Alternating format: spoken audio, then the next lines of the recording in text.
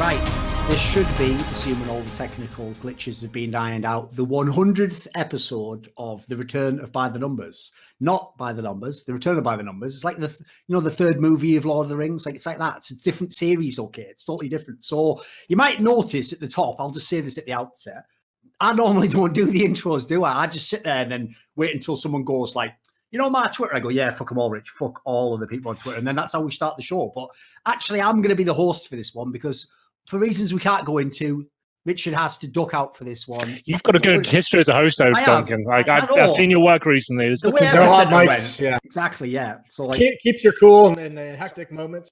Exactly. The thing is, I actually understand what Sam's saying, so he's not a cunt.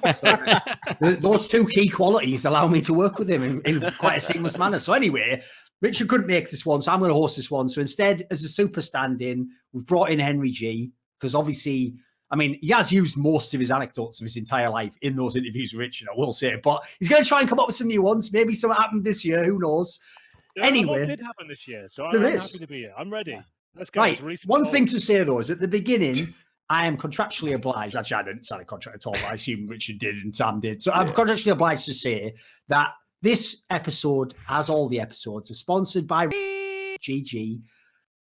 And if you go to .com/RLS and sign up, you get double your first deposit up to $100. And then I guess this doesn't say it there, but do they still do that thing where you get the first bet or whatever, Sam? I don't think so. I think it's a different thing, but they change it. Whatever. Now it's like you just double up your deposit. So if you put in 100, you get 200, and then you obviously there's 100 free to play around with, etc. So anyway, thanks to them for sponsoring and all that, and this will now be edited out of the VOD. So I don't know why. I thought you I think you kind of nailed that one, Duncan. No, it just always gets it'll be taken out of the VOD. Yeah, because basically, like, YouTube doesn't allow people who are just called Richard Lewis to have sponsors, even though all the same sponsors in every other company in all these spots.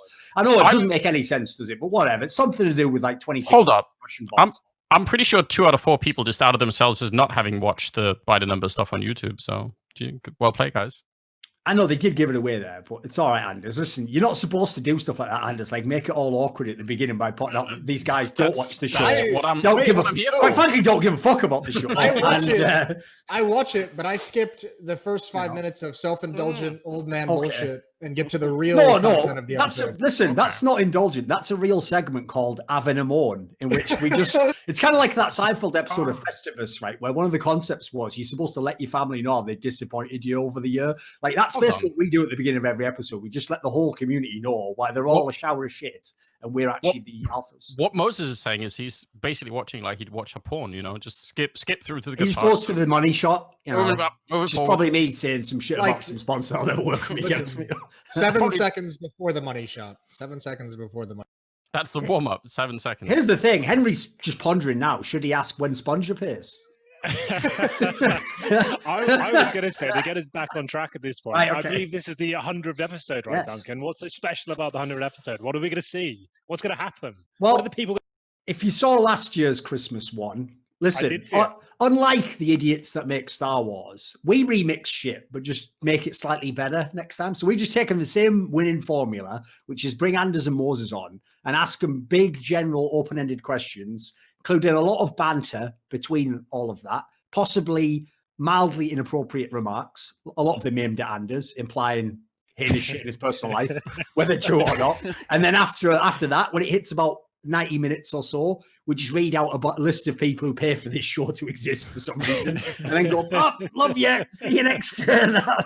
and then that's it. Yeah. So I believe there's a load of awards taking place. They're not really official awards. It's more like, let's nail down our thoughts. I believe last year you did a Personality of the Year award, and someone called HenryG won that, which is pretty cool. He seems to be picking up a lot of awards this year, to be honest with you. I believe that was something Sam said to get you on the show last minute. So yes, really? Yes, Henry, that did happen. Yes, yeah. Also, that was last year as well. Plus, to be fair, you are right. Like, how official are all these? Like, to be fair, I wasn't born in Serbia and didn't get received to my application at johnnyhitchelltv.org. So I guess my awards aren't official. Mine would just be a human making them up with his own bias. Just a little shot over the bow there. So anyway, let's start the show now that we just cast everyone else aside. So what we're going to do is we're going to start with some some big topics, and I think what we'll do is we'll get the juices going, we'll make it fun, and then later we'll go into maybe some more heavy topics. I don't mean like heavy topics like fucking end of the world, something like, oh well, shame CS is dead, isn't it? Well, that's the end of the thing. So we'll start off right with what I actually think is a pretty interesting discussion. Once you go past number one, which is everyone's been saying for the last week and a half, who is the number one player of 2019? Right, that's not that interesting a question if you only do the number one player, because I think there's a pretty big consensus on that one. But the whole point of any award is you put the candidates forward. So I'd like to see what people's candidates are, how they go with that. So Henry, who would obviously we're going from gut feeling here. We can't go back and review all the games. Who's your gut feeling tell you the best player of 2019 was? It would go straight for Device, in my book, at least. I'm looking for people that are contributing to trophies and consistently performing. I don't think he's necessarily the most mechanically gifted in terms of superstar power, but in terms of what he brings to a team and the reliability he brings and the way he performs at the big events and the big stages, like I feel like the results speak for themselves. That would be my gut feeling, at least. Obviously, I haven't really processed it, but that's what I'm No. Well, here's the funny thing, Henry, is most people in the community are going to say ZywOo for exactly what you just said in the other part, skill. Yeah. And I will actually say this is why I don't think that's as clear-cut a discussion as people think, because if you go back a few years when Cold Zero was winning, it was mainly because his team won all the tournaments, like they won the majors, etc. That was actually the criteria everyone used to use. So I find it bizarre, actually, that on the ZywOo angle, that's just thrown out the window. Like, did I miss a semi-final that ZywOo played in at the major?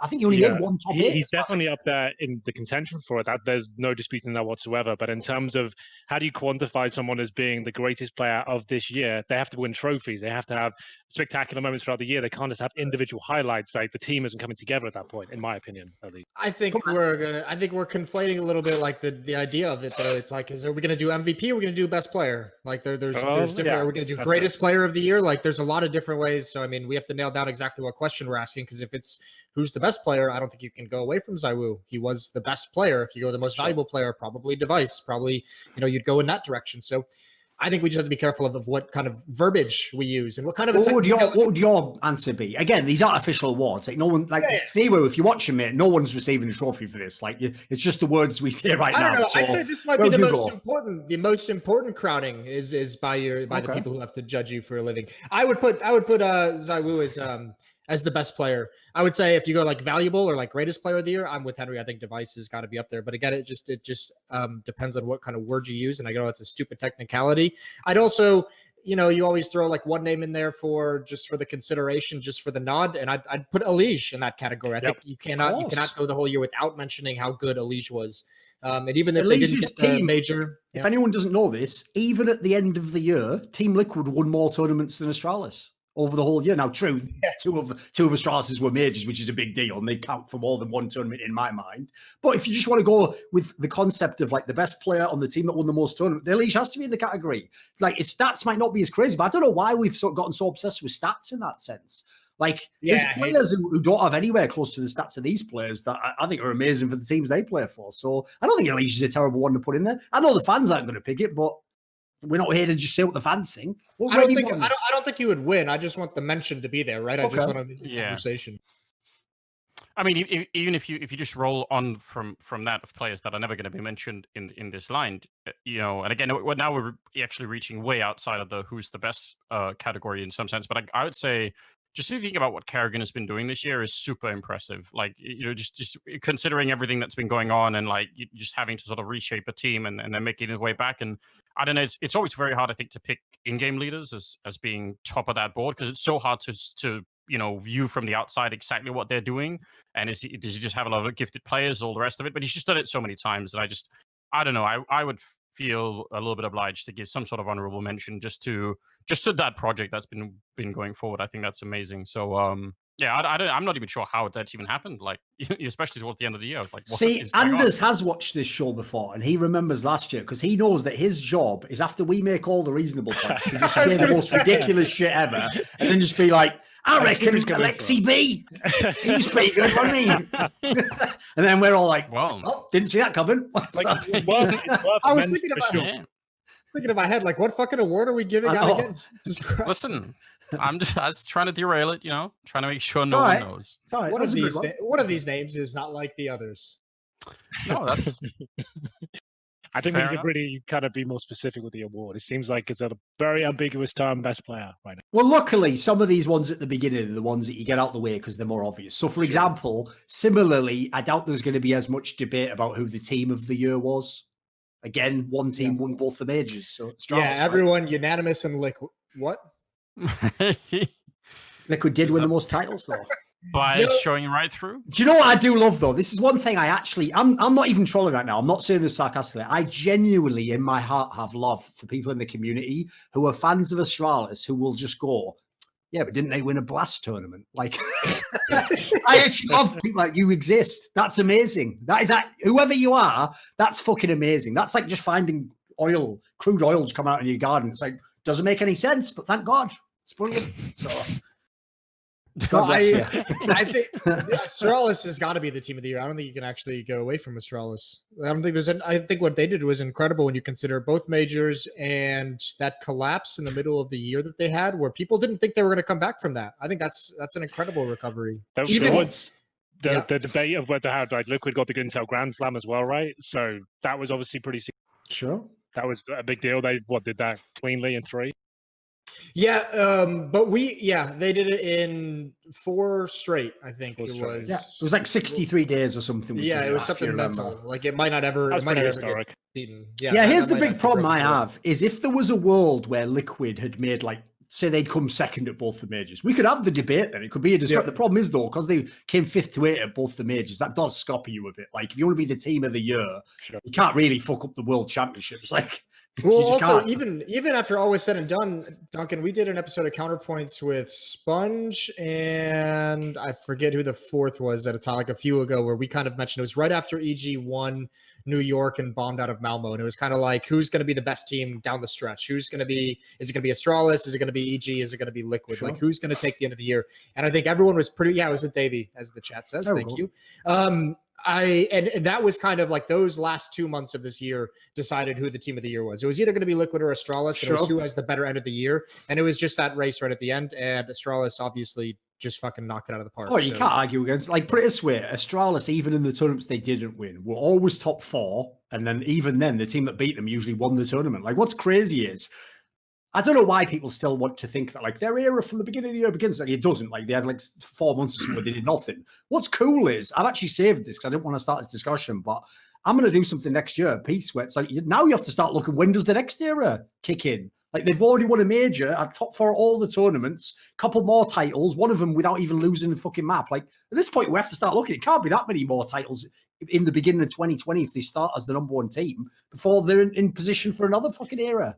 Do you think there's a bit of a curse attached to this whole era thing, though? It feels like when a team finally unlocks that, that's when they seem to come crashing down pretty quickly, you know? Like you look at Liquid, look at Astralis, and you look at the hype that's built around them. I really noticed that this year, and I go back to Blast Copenhagen, seeing Astralis not even being able to really practice or even be part of the ecosystem was the tournament, because they were constantly at the mall doing signing, making sure they're being dragged around and stuff like that. It felt like it was more actually to do with the PR of being in Copenhagen than it was being at the Counter-Strike event. Like it felt that was fucked. And I felt like that there's something is kind of attached to that, knowing that once you get to that point, targets on your back, and you can see a lot of these teams, they crumble under the pressure, I think, at least.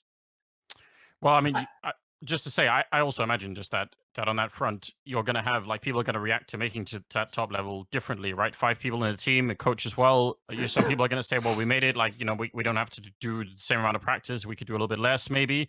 And other people are going to want to power on. So I imagine that will create, like, its own weird internal fracture. I just want to point out as well, just because people forget this now because they did so much Liquid in this year, but remember right after the player break, when I think they'd been having like a slightly longer break than everybody else, or at least some of them hadn't been playing for nearly as long, and they came back and it just looked completely disjointed. And I remember there were like all these rumors right after some of their first games, right in early August or mid-August or something. And people were saying, you know, oh, maybe they're going to change players, who they're going to change, like it's all broken apart now. And then they brought it back and, you know, just went back to winning again. So they even had like their own little weird pause, and they still did everything. So like that's kind of amazing that, you know, you just forget about that because they did so well. But one thing I will say, Anders, is like one thing that Liquid can say they did this year that Astralis absolutely did not do is that record they had where they won 22 series in a row is unbelievable. Like I looked it up in history. Yep. The best ever was 24, and that was just Nip at the beginning of the game, beating teams that a lot you would never have heard of. So the idea they almost matched that in 2019. By the way, that run wasn't when Astralis was weird. That was actually encompassing when Astralis was in the scene. Like, that's unbelievable. No one's done anything like that ever, literally. They had to beat Astralis a couple times as well, which I'm always confused when I see people say Liquid only won like during the Astralis, like when Astralis was terrible, and it's like, no, they actually had, what was it? It was in Frets was like the first one they won. They had to beat them in the semifinals, I think, to get to the finals, and it's like, you know, they didn't have any fucking easy paths there. They just hit a really nice hot streak. So I actually didn't know that about the 22 series. It's pretty insane, isn't it? Yeah. I mean, I'll just tell you the one detail that is just true Team Liquid and NA in general, Moses, just to break your heart, because it's not like Henry was saying. And you notice no one ever breaks apart, like just on the way up to being the best ever. Like, I never made it. It's like it's always like some fucking Dick Dastardly and Wacky Races level shit. You have to be this far from the line and then go, nothing could probably go wrong now. I'm probably going to win the race, aren't I? And then it just all goes to shit. Because here's the sick thing, right? When they got to 22, they lost in the quarters of that major, didn't they? So that means if they'd have won that major, they would have hit the 25. So they not only would have like cemented the era, they would have had like the best streak of all time. They would have beaten Astralis again. And it's like at that point in time, you could just literally whip your balls out like Alu and just no one could fucking do anything for you at that point. Like, just game over, isn't it? But of course, in true Team Liquid fashion, they were like, how many rounds did it take to win a game again? 60. We're on 15, so we're probably going to win this actually. So. Right. Do you think there's an argument to be made about the whole burnout situation? I think it's been super prevalent in 2019. Like if you look at a team like EG, for example, I think they did the most events out of their top tier. They were doing like a similar schedule to us. Like towards the end, I think they were telling me they did like 25 events because they got caught up in all the success they actually found at the start of the year of NRG, right? They actually got starting some decent placements, winning a few events, like getting some exciting players brought in. And then, of course, Stanislaw joined and everyone's like super hyped to get invited to everything. And you could see it in the level of their play towards the end of the year. They just dropped so flat. It's not to say they're a bad team. They just need time to actually go back to the drawing board, as it were, and work out what their plan is going forward. Like I think at one point in the year, I wouldn't put them as like the best team of the year or anything like that, but they were certainly like turning a lot of heads, looking exciting, like they could have been the next hot shit. Yeah, I mean, I think especially at the major, I was super hyped up. I'm not even that far away from that hype because I was watching Stan play during that major and I was so excited about it. Like he had this just don't give a fuck attitude that was so fun to see, especially from an in-game leader. So everything about that I just really loved. But I don't know, it's also like a high upkeep kind of way of playing. Like for him personally, I think like it has to be really tricky to play that way and lead the team because if you make even like a couple of mistakes along the way, like not only do you suffer in your own performance, but your team might also be sort of looking sideways and like why is he going through smoke dying, why is he doing these weird things, like why is he calling somebody on holding that smoke or not, and he was doing a lot of that kind of play, which is I think that's some of the most fun Counter-Strike to watch. Sure. But yeah, I imagine it's not only that they played a lot of tournaments, also that they played a style that actually can be kind of hard to keep up. What do you think, Moses? I think burnout obviously had a lot to do with it. They made some really stupid decisions, I would say, with their schedule, and maybe that was decisions they made before they started winning. Like they did that insane thing, which, by the way, my lovely and beautiful co-commentator did as well, like a madman, where you fly out to China and then you have an event there 2 weeks later, and that 1 week off in between, you actually just go home. So you fly back from China, and then 5 days later, you're on a plane back to China, and That's it's like, what are you all doing? Spend the 5 days in fucking Asia. Go to Thailand. Go. No, you know what? Spread the jet lag around. I just want to defend myself on this particular point. Like it almost worked out for me, Jason. So almost. I just want to say, listen, I know that Jason just meant do some sightseeing, but like I don't want to anyone. I didn't mean just go to Thailand. I didn't mean sightseeing. Anders, go to Thailand. What I meant. You know what they do with a banana? He's like, ooh. Next thing he knows, he's off there. And obviously, the correct answer was just make a delicious drink. That's all they do with it. Exactly. So, yeah. So no, I will say this: like one reason I don't blame EG for attending all those tournaments at the end is people really overlook in the modern day, like the prize pools of tournaments. They just look at the prestige. So you can go back earlier in the year, and there are massive tournaments in big stadiums that if you win, you get like 100K. If you look at like the CSGO Asia Challenge they did in China, this Epicenter, these events are like 250K for first place, and not every top team's going to be there. So if you're EG and you've won a couple of events, you're thinking, they didn't win any of them, sadly, but you're thinking, if I snag even one of those, you're seeing it's worth it. It's like it's hard to turn that down if you think you're on top. Got to remember the young players in that team as well, right? Like this is like 2019. They might seem like household names now. You go back 2 years ago, Ethan, Cirque, Breeze, like you hadn't heard of these people, and now they're being they're representing like one of the most decorated organizations in esports. Like they're getting a lot of invites, of course, a lot of money being thrown around. So you're gonna want to go, but you don't. I can speak to this myself. You don't really realize how tired you'll be at the end of the year. I think also, yeah. Go ahead, Anders. I was just gonna say.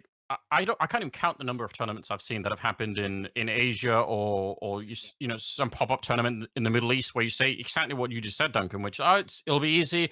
We'll come take the money, and some organization shows up where they're the only name that like in any of the groups you're like, well, they're obviously going to win that group, and then they'll go through and you can almost predict all of it, and it just doesn't turn out anywhere near that. So like that even in some ways speaks to like, first of all, how much it matters knowing your opponents, because obviously they're going to go into the tournament playing a bunch of teams they've never seen or don't know anything about, and also probably their mentality is going to be completely different. They're going to be like, this is going to be easy, and they just turn up and then they get smashed by random onliners that are suddenly just super excited to play and all the rest. I just think that maybe teams need to stop doing that, because actually I can't remember when it's worked out the last for anybody.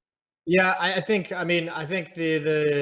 overworked and like the jet lag and like the scheduling discussion and the fatigue discussion there's all like a very good point to that, but I just am so tired of talking about it and so like ironically. I'll bring it back, Moses. Yeah, I'll bring it back. No, I think there's actually a really good quality of this collapse from EG that actually makes me not mind it so much, because I'm still not as right. Get ready. Let's all just wait. We want to see how he's mind fucked himself. That it's good that they bombed all these tournaments. So come on, Moses. Let's do this. Let's do the NA thing. Yeah. That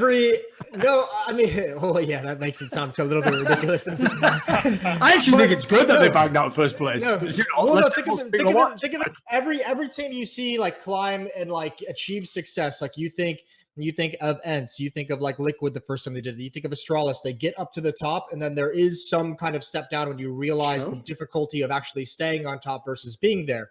Now, I will tell you that the collapse we saw Liquid had when they just won the Grand Slam in 4 events and banged everyone out for like a month and a half in a row, and then they fucking collapsed into absolute nothingness, that's a harsh collapse. If you're EG, you won New York, you've been beating Astralis, you've been beating all these top teams, you have it, and then you can come back, and the collapse isn't so heartbreaking because you never truly got going to the same extent. So it's not that it's good that they collapse, but if there is a time to break down, it's better to do it when you're EG and you only won 1 or 2 events rather than like go on some kind of crazy streak and then you're useless for 2 months. Oh, I'd absolutely agree. Like, put it this way. Part of the problem, I think, for Team Liquid is their breakdown came in the like a crushing rival. Yes, it's like it's one of those ones that'll haunt you. Whereas, yeah, you're right. Like at the end of the day, if EG wins the first tournament in 2020, no one's going to give a shit that they lost the CS:GO Asia Championship. I'll even say, to bring it all full circle and wrap this topic up, this is also the reason why Astralis is clearly the team of the year. Because I had a lot of the same players and teams we're discussing now telling me at the last events, "Oh, you bullshit, we're all burned out." And I said, "Oh, that's cool, because who isn't burned out? Astralis. They're fucking banging you like a drum. What are you talking about?" Like, what that shows is there's levels to this shit, boys. You used to get to the semis or have one final in a while. These guys are in every semi, and they're looking their best at the end of the year. Like, the whole point is there's another level of like preparation, understanding that if you accept an event, what it's going to cost. I would even just say there's the whole like championship mindset, which is like, if you go, I don't think Astralis went to every one of those events at 100%. But the difference is if they come in at 75%, they can operate from that and still win the tournament. Like a lot of these teams, you can see it in their eyes. If they start a map bad, it's just downhill, isn't it? It's over.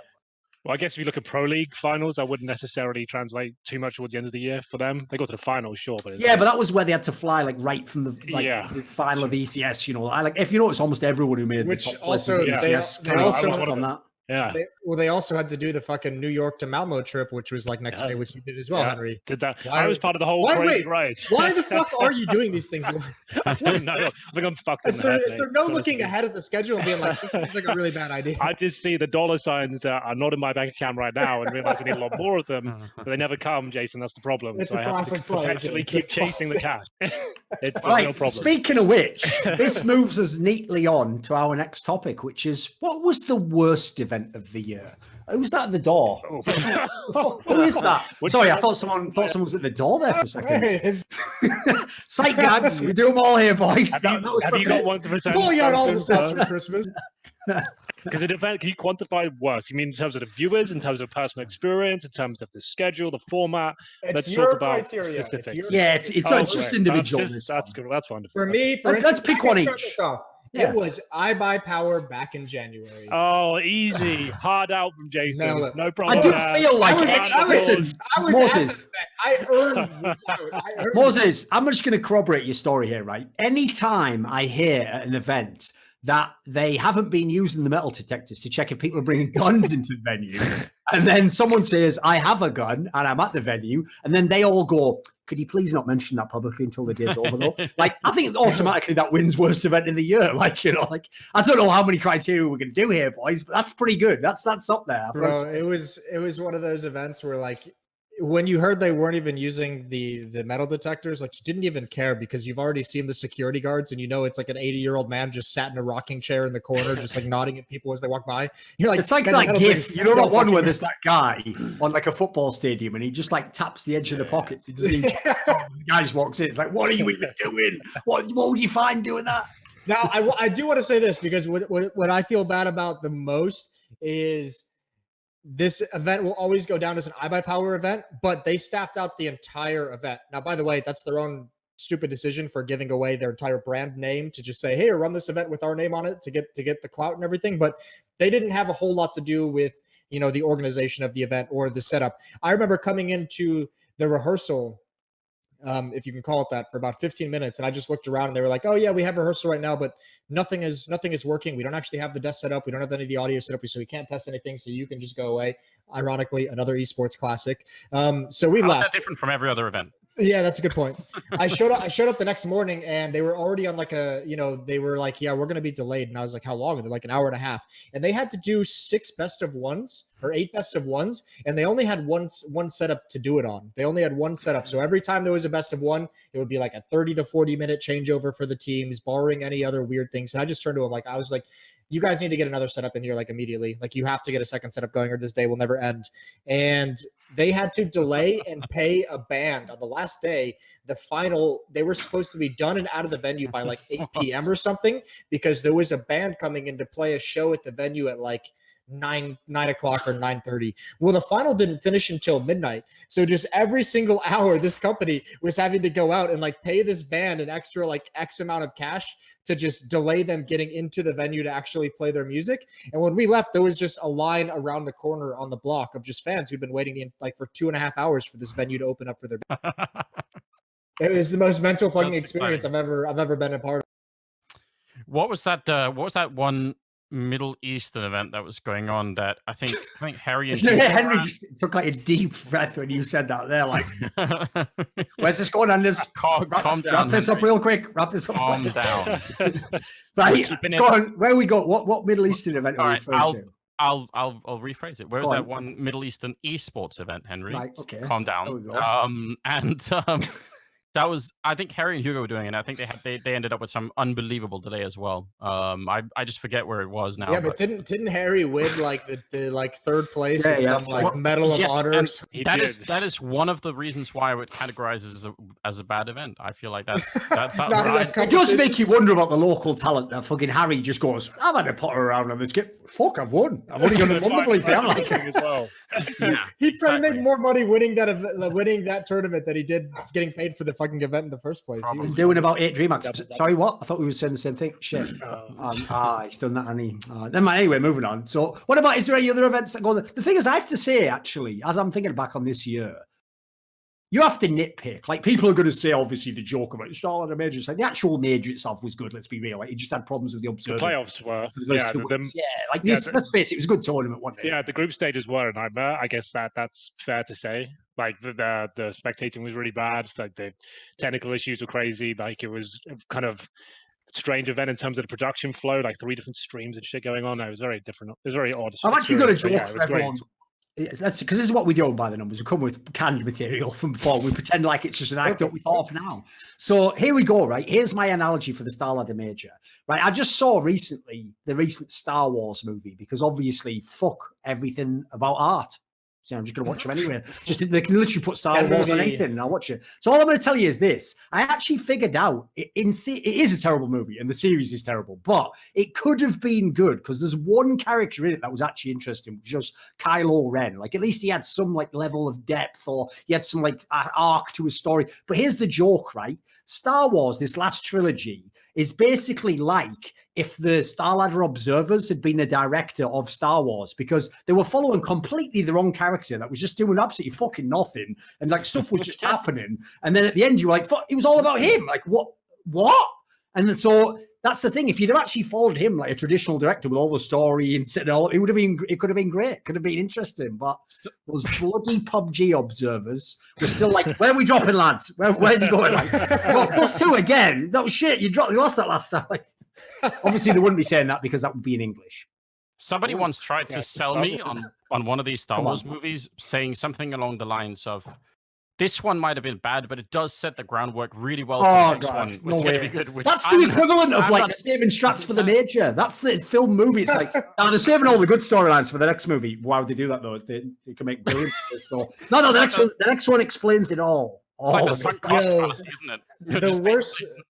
You've already spent 2 hours. Might as well spend another 2 for the next one. It's going to be good.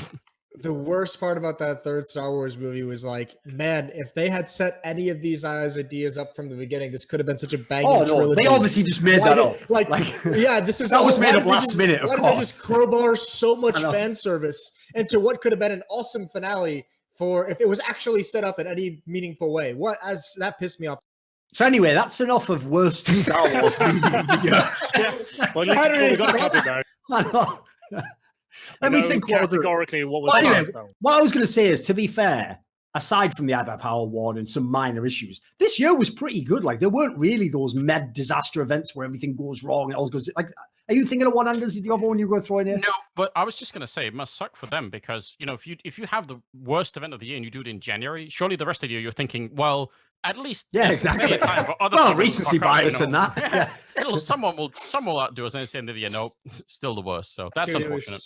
But Duncan, you finished with a banger with Epicenter. Like, can you talk us through some of the complications you had? What were the problems going on? All right, we can get into this a little bit. I will say, it's actually a topic that I'll probably do some content on, because the basic problem is this. I actually know that none of the other English talent knew this fact until I basically found it out, which is when you do those events, even though obviously the English Twitch stream is going to have more than the Russian language stream, the English Twitch stream is the B stream. Like, we're the ones piggybacking on their broadcast. So as a result, basically, what would happen at this event was, just like I guess happens to the Chinese and the Russian streams when we do like ESL1 Clone or something, while we're doing our segment, if we end and throw to the game, they just tell the guy on the other stream, like, throw the game now, and he just has to do it. So the problem was, as an actual host, this just destroys any ability you have to have like a continuity of flow to the show. Because, for example, if someone says in my ear, I think we're about 7 minutes out, I'm not going to start on like, well, what's your prediction for the game? I'm going to make it big and work when we're in, you know, what do you think of EG making it this far? What about this thing? So if someone then tells you, right, now quickly go to the veto, it's like, why? Now we just have to go to the veto and you have to like throw straight over. So the problem with doing that is you basically you just can't do what you do at a Western event. You can't do what you do if you're at ESL Cologne or. Did you have someone in your ear that could speak more than 2 words of English? Oh, there was the other part that was brilliant. I actually gave more info. I gave more info on that fake version than they did. They'd really just do stuff like this: silence, silence, silence. Something was silence. It must be good, right? Go veto now. And then I actually eventually had to get them to pare the English down, because they'd start saying stuff like, next you must go to the veto. I was going, why are you saying like all the fucking first part of the sentence? Like, if I didn't say the word veto, I'm going to think it's game, aren't I? So one time I tried throwing to the game, there was nothing there. And they were like, right, well, obviously fuck me. So now, and then the best was any of this hostility taken off the broadcast? Did you have any face-to-face altercations? Was it just over? Oh, listen, Henry. Listen, unlike a lot of people, I call them little bitches in the esports industry. I'm not just raging in a fucking WhatsApp message and then having the guy come over and go, yeah, that's me. When they come in the room, I'm just screaming at them, just telling them like, you're fucking everything up. What are you doing, you idiot? And then they're going, I was saying to throw. And I'm like, there's no universal sign for throw. I'll throw a fucking brick at your head in a minute. Make that right in there. to the casters, you fucking imbecile. I told him I'll never work this event again. I understand exactly why you lost World War II. Well, whatever, you know. Obviously, you didn't really say the last part. That was just a joke. Anyway, they didn't. Way too far. Technically, they won World War II anyway, so I was wrong, wasn't I? So, you know, that's the only way I was wrong, though. So we can all agree upon that. Well, I cannot believe that you. I cannot believe that you just stooped to the bait. That was a blatant bait from Henry the whole way from start to finish. Yeah, he wanted to get it out there. James. I did. I secretly He feels better now. Yeah, we had to get it done. Exactly. You know? But anyway. All right. Well, yeah. What was that category? Next question, Duncan. Right, the next one is a good one because it's what was the best event of the year. There's a lot we can do for this one. I think you can go a whole bunch of ways. Anders, come on, you start us off on this one. Best event of the year. Man, I don't know. That's good start, strong start. That must mean there was quite a few if you can't think of one immediately. Yeah, well, I mean, you mentioned this earlier. That actually has been a pretty good year in terms of events overall. I don't remember which events I did. Fucking. Well, that's another problem, right? Like, especially if we go like the first half of the year, everything is well. I skipped the entire first half of the year, so that was me, and then I did all the events for the rest of it. I honestly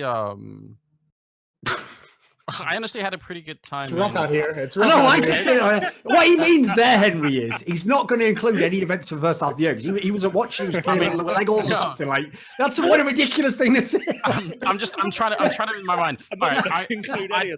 I'm just going to skip to July onwards, basically. Well, yeah, I actually will.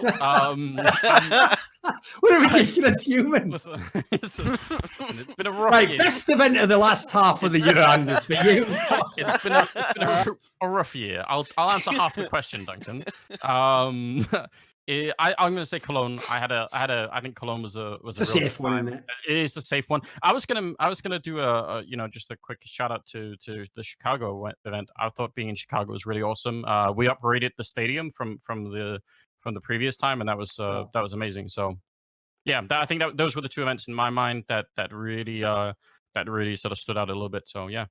I'll even add on that, actually, by the way. I know, obviously, with the way esports is at the moment, like, no one can know where some of these events are going to be, and they do swap up the countries and the spot. I don't think it's a coincidence that Cologne is, like, the smoothest event of them all, viewing-wise, because this is one of the secrets of esports that, unfortunately, in CSGO, we haven't been able to implement.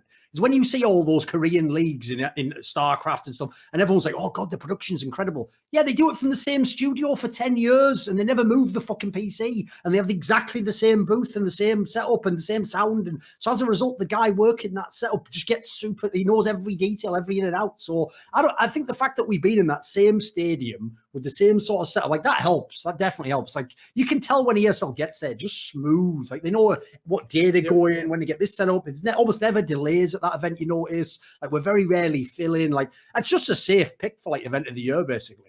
It's easy. I think they've done such a good job with it that I don't think there's, unless one of the majors is really well run, which by the way, Katowice was as well. Sure. Then you just can't fucking. Shame about the location, but you know, we can't have everything. Can't have everything. Good throwback there for the loyal viewers. In the top right-hand corner of that panel, it does say like, check out Thorin issue 14, 13th of March, 2014. It goes, what's that, Thorin? You have something to say on this podcast?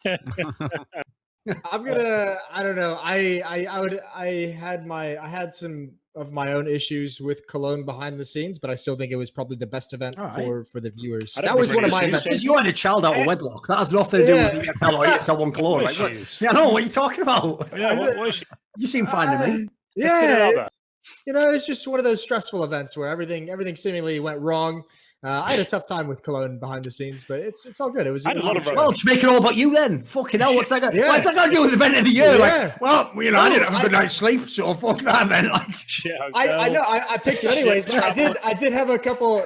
We all have our event every year. Rando didn't come on time. You hit the wall, and you're done with everything. That was my event where I was just like, fuck this shit. But the event was good. I'm just going to say this. It was one of the only events that had little electric scooters you could ride around. So there's a plus in my book. Listen, people need to stop doing that. Starlighter in Berlin had it. Berlin had it. That's right. Most North American events had it. People must stop doing that. Like, we only lost a couple of. By the way, special shout out to Beyond the Summit for the next best event to take place throughout the year. The next best 2 events. Go on. That's all I have. That's it. All right. Did they even do 2 events? I guess right. I'm not stooping down to that level. I know what you're trying to do over there. I've seen it in the past. I know all your tricks, all your devious. I've got a little curveball for you in terms of my favorite event. I'm going to go with IEM Beijing because I feel like it's a very important step for CS:GO this year. Really kind of tackling that nation and making sure that it's got a prosperous future going forward. I think that looks really exciting in terms of the fans there, the teams that turned up, the level of tournament. I thought it was really great in general. Although I didn't like traveling there so much, it was a pain in the ass to get there. But in general, it was a wicked event. I actually thought it was really cool. This first time, I believe that it's in a separate stadium, right? That it's not part of some gaming event exactly. or something else. Like it went down really well. Stadium. Yeah. They were great. They were super engaged. It was, yeah. They were super engaged, the Chinese fans. And it was like that, 2 weeks later in Shanghai when Anders and I were doing that. That stadium was cool. Yeah, Chinese. I didn't know this. Apparently, Counter-Strike in China has like tripled in player base. That's why I think it's the significance is there for the big event. I think it's a landmark in terms of what we're going to see next year. There's a lot of money in esports in China, but it's mainly with mobile games and free-to-play stuff. But like once Counter-Strike really like comes to light there, it's going to be nuts. It's going to be. I will say one thing that actually somewhat goes to Anders' angle of like the first half of the year being a bit of a write-off is unfortunately that whole bullshit with like Astralis not being at some of the tournaments and then a bunch of teams skipping different big events. That does unfortunately make you, when you think back on the event, doesn't feel like it was the best event. Like it's hard to think that. So I will say it's mostly probably going to be in the latter part of the year I'm probably picking from. Even though there was the whole ECS thing right before EPL, I actually thought the recent EPL finals was a pretty good tournament. Like seemed like I had all the top teams there. The playoffs was fucking mad in terms of all the results. Like, I thought that was a pretty well-run event. That seemed pretty good. All right. Well, I wasn't there. I have no idea. It seemed good from the outside. I don't know why everyone has to be at the event for it to be a good event. Like, no, but like, why is everyone such a narcissist now? Like, best event that you first were of all, this year. You said best event of the year, not like let's give a fucking high five to some events that didn't fuck up. Like, let's stick with the awards. All right. At the very least. Said the person who picked CS Summit because they ordered like Chick-fil-A for him or something. Like, Jesus Christ. I'm not gonna lie. Listen, Moses. Food of the year goes exactly. I won't lie, Moses. That is what you know this. It's one of the ways I do evaluate sounds I go to. Like I think I've told this story before, but I was so ridiculous that when we were in Atlanta, one time I did tell someone else, like Moses was there, I was telling him, Atlanta's brilliant, actually. Yeah, you can just get like food at any point in time. And then he was like, that's just because you lived up the road from like a 24-hour convenience store. What would you have done if you hadn't? And I was like, yeah, good point, actually. That was my whole criteria. Well, it's because like that was the third time I'd heard you be like, this city is so fucking amazing. You can get like a pop whatever you want. You can go down to the store and get like an energy drink at any time of the night. And I'm like, well, if that's your barometer, like what the Hold up. I think this must have been the same event, Duncan, that you realized that you could buy like whole cans of pure frosting and you didn't even have to buy the cake. You could just buy the frosting. Wait. So much to unpack. Why did you Yes. Basically, I went to a supermarket in Atlanta, and you know, like the really big supermarkets in America, you can just buy everything. So in the cake section, you can just buy already made icing with no. It doesn't mean you have to buy it though. No, but I thought to myself, that's the best part, isn't it? When you eat that, you eat through that, and then you go, oh, the icing. What a treat! There's no sustenance there. And so what you did is I got it and I started eating it. I thought, this is brilliant. Why did no one think of this before? And as you can imagine, Henry, about 10 minutes in, one, I felt sick. Stomachache, I needed to go to the toilet about an hour later, didn't I? Blue icing sugar. You can imagine. Shit was coming out of me. I'm glad you learned your lesson. I don't want you to be advocating the purchase of I regret it. Absolutely. I mean, I don't regret, living my dream, but I do regret the consequences. Dude, I've never heard of anyone over like the age of 12 fucking doing something like that. Just buying icing to eat with a spoon. Like I've heard of like cookie dough, I think before, but not that. That's insane. Okay, Right, let's move on though, because here's one that we could potentially have some fun with. We could potentially also hurt some feelings with. So my favorite kind of topic. The question is, who is the best newcomer of the talent that joined the scene this year? Who kind of had like a big year, who wasn't as big a name for? And we've got a few people. I'll go with Scrawny for me. Scrawny, there we go. Yeah, what he's done this year. His break at tier 1 kind of with some of the blasts. Yeah. I thought they've done some excellent work. I thought they're really good. They hold themselves really well. You wouldn't think this is their first big year. They're putting out like world-class broadcasts every single time. Did their first few finals as well. they're nailing it. Good energy, different vibe to what everyone else is doing. I think that for those two together, I think would be mine. I will say, I forget which event I'm thinking of here. I think maybe I'm thinking of, I can't remember. Did he do ESL 1 Cologne? Do you know the Moses? Scrawny? Yeah. No. No, I'm trying to think what event, because there was one event where I did like a script for one of those like hype videos, and they actually had him. Maybe it was I Am Chicago or something, and whatever. It could have been Chicago. Event it was. Yeah. I did the script, right? And normally they hire a movie trailer guy. And I'm not joking. I actually thought they'd just hired a Canadian movie trailer guy because he was doing a killer job with their like voiceovers. Yeah. And I actually saw at the end, people just said in the comments, like, no, it was Scrawny who did it. I said, what the fuck? That's right. Yeah, he's done a few voiceovers this year. Yeah, that's he's really good with voiceovers. I quite like it. I think, we got to work with him with all the blasts. So I just think he's great in general. I think Scrawny's awesome. My name I throw into the ring, and this is another one of those technicalities, but I'm going to go with it because I just don't care. Is Freya? Just because for whatever reason, I don't think she gets technically stolen. Yeah, I know, but they're allowed to win as well. Well, she's obviously been around. We know that she's very good at her job, but it does astound me that I just don't see her at very many events. Like I don't understand why she's not at more events. She's starting to break out and do a few other stuff in terms of outside Faceit with other games as well. But yeah, great shout. She's really we've got to stop that from happening though, because she'll disappear into like Call of Duty or something else. Like we've got to limit her just doing the kind of she can't go. You know? That is true. I was gonna say Freya as well. I think Scrawny's a really good pick as well. Again, just to make it all about ourselves in some sense, but just I think I may have even mentioned this before, but I just outside of the game, even I would say Scrawny and Launders as well. The really fun thing is that they're just really fun people to be around. Like I think that even that probably translates onto the. You said this. Well. I know. Anders is judging best newcomer talent of the year based on what his experience being around them in his life. So if they just literally said, Anders got your cookie. I enjoyed being in a hotel room with Scrawny and Launders, and that was his criteria. Yeah, wait a minute. They win 2 years in a row just for sucking you off. Yeah, they might have got me like a soda or something at some point. I bet they did. That's all it takes. I bet you cracked the top and fucking sank that motherfucker. That we all made it. Yeah. And afterwards you went. Yeah. Listen, I'll be back. I'm just trying to encourage this behavior. I just want more of it. So that's what it is. Fair enough. Damn. I'll corroborate the Freya one. Like, to be fair, I actually haven't worked with her, so I can't say on that side. I'm just talking about watching on camera. I'll say one thing that I thought was very good about the job she did is when you're the host, even though we have some very charismatic hosts, it's a bit like Observer. You did your job if people just don't comment. If people just talk about the tournament and the games and what was said. So one of the things I think she does an amazing job at is she has like a very neutral accent. She's just very natural on camera. She just checks all the basic boxes you want from a host. So I think she did a pretty good job.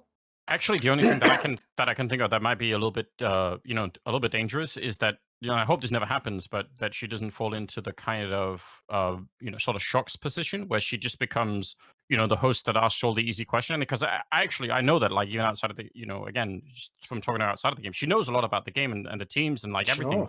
So it's like that's the one danger of being that person is that you always get seen as the person who just has like only that really thin layer. And I'm pretty sure that's not true. So no, if people don't know, at ACS they were playing these segments. I don't know if they played them on the stream, but I know they put them on YouTube where they had like the story of Team Liquid that year, the story of Astralis that year. Like if people don't know, she did all that. Like that was her side. Yep. She like scripted the things, narrated them. Like that wasn't someone giving her like a script or just telling her just ask basic stuff. Like no, she actually is a fan of the game. Like as far as I know, I think her start even was something like she entered a contest to be at ECS like 2 years ago or something. Yeah, I think that's right. She was a fan of the game. It was a vlog. That's actually legit. That's legit as fuck that you actually came from the community even. That's pretty cool. Yeah, there's been a few of those guys actually. Faceit have done a pretty good job in that in general. They found Hawker and whatever his name is. Dinko. Yeah, they found those dudes as well. So that proves that system, like it might not look like much on this. Dan in an orphanage as well. That's amazing. I mean, to be fair, they are paying him like he's in a fucking Victorian workout. It's all right. Listen, we're all mates again, me and ECS and them and all that. So don't worry about that. It's all water under the bridge. Under the fridge. Yeah. Otherwise, I told them I'll fucking wreck that next event they do, just like I did that fucking Face It Major. You ever fuck with me again? Be more than just your eggs getting fertilized, motherfuckers. Anyway, that's enough of that. All the unpleasantness is behind us on that one. So, what about this then? Now that we've done talent, who's right? This one sadly has an obvious answer, but again, let's expand it beyond the most obvious one, right?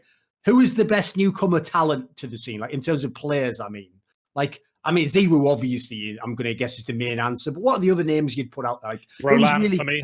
Brolan, there's a good one. Yeah, I think NDU's pretty strong. Yeah, I feel like he really came into his own. He lived up to the hype. I think there was so much put around him, which kind of put me off a little bit. You know, it kind of always makes you feel like, he can't. They jumped the gun a bit on it, didn't they? Yeah, but once he started coming to his own, you could see the trust they put in him and the pressure, being 17 years old and being on the main stage with that sort of team as well, the spotlight, the legacy behind them to deliver the way he did at some of the events, definitely not all of them, but the way he did at some of them, like was insane. Like I really enjoyed his play style and the freedom and trust they had within him. I think the way he handled it was really spectacular. So that's mine. No, he's someone, by the way, where I always try to say this. Every time we ever talk about like Ziwu now or when Simple came in the scene, I always tell people, understand these people are like once in a generation type players. Like you just don't become that good instantly. The actual expectation reasonably should be what you see with like Sergey, Brolan, Frozen. Like you come in the scene with some hype and then you learn your lesson. You know, you have one good event, then you have two bad events, and then everyone goes, "Oh, is he a boss? He's not going to make." And then you learn and you gradually level up through the scene. Like it's just people like Zero were aliens. It's almost unfair how good they are at the very beginning. You know, it's not reasonable to expect that of anyone.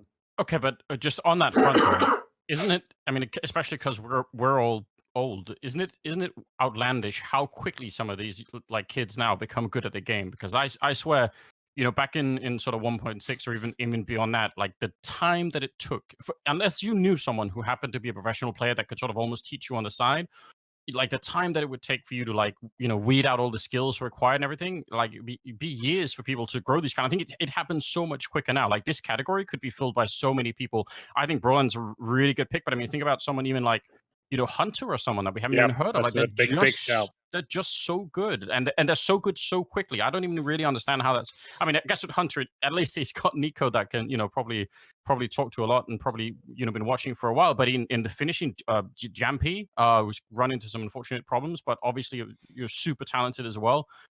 Like there's so many of them. Like they're just everywhere.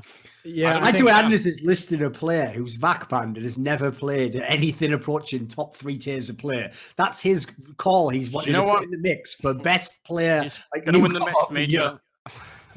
Like the next major will be won by Pauf, Jampy, and shout out to best player of 2019, Kerrigan. By the way, can we stop having people like VAC banned when they're like 13 and they sold their accounts? Yeah, that's happening, and then they're just gone for life. Like that just doesn't make any sense. If people don't realize, when I wrote in that article, because I tried to pick the most ridiculous example, but a real one. Literally, this is not a joke. If you were 10 years old and you have a Steam account and you have CSGO and you open a private server that's on the internet, create a custom server with nobody in it but bots, and you enable cheats and get VAC banned, you can never play at a major ever in your entire career. Reasonable.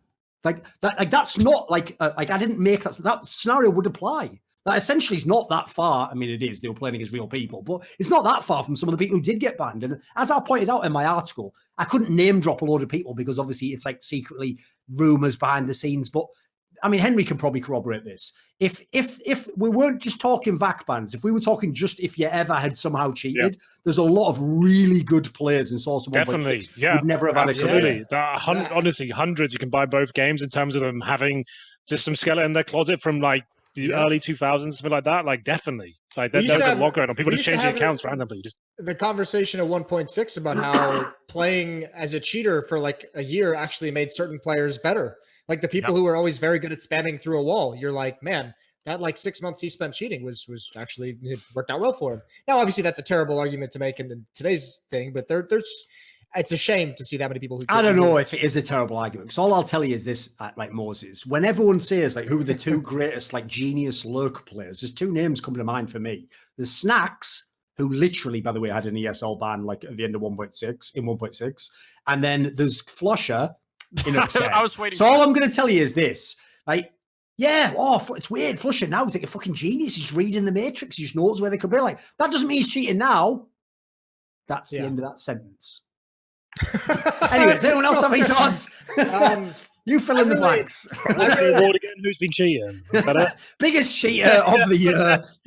Biggest unconfirmed cheater of the year. I'm gonna live in the shout out world. I think Plopsky's gonna make a pretty cool supportive like role player piece for teams for years to come. I think he had a really, really good year, all things considered. Just change the name though. Get a better alias than that. We've had that conversation. It's just like how are you supposed to make a hype for fucking Plopsky? It's like the word you use. It's an onomatopoeia for a turd falling in the fucking. You just can't wait.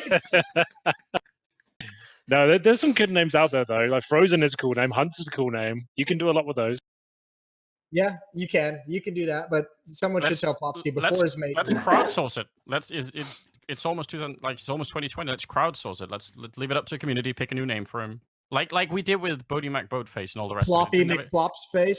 Get the intent to vote on it, and we'll figure something out. I'm sure this will be better. This next one is a fun one because it can go anywhere. So we did this last year, and I think maybe 2 years ago we did this one, and it's like, what is the sneakiest move of the year? Now the joke with this category is it ends up not being sneakiest move. It ends up just becoming sneakiest cunt of the year because you just pick someone who did something like shady, or they did something like they tried to get away with something. Like, I could already think of one. Listen, again.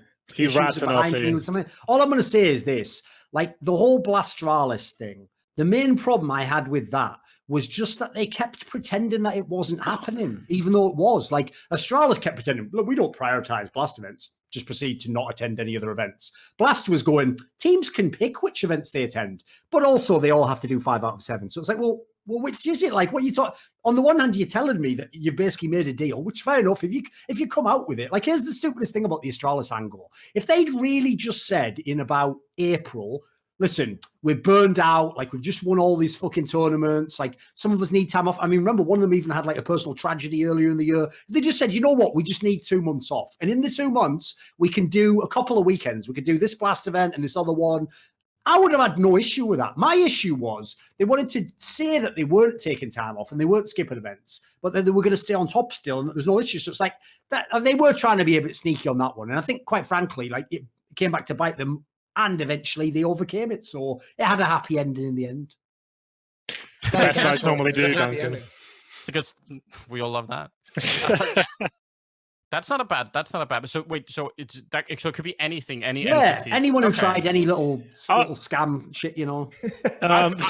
Anders is thinking, who can I call out for undercutting me on that event? Who was it again? You know, mine is gonna be people that scam me, but they did it in like a way that it's clever. You know, you almost have to appreciate it. If someone stole all your Bitcoin, I want to hear this story right now. No. Fortunately not. No, not yet anyway. Fortunately not. You know, I went to with a bunch of at least 2 of you to this the Starletter event in Belek in Turkey.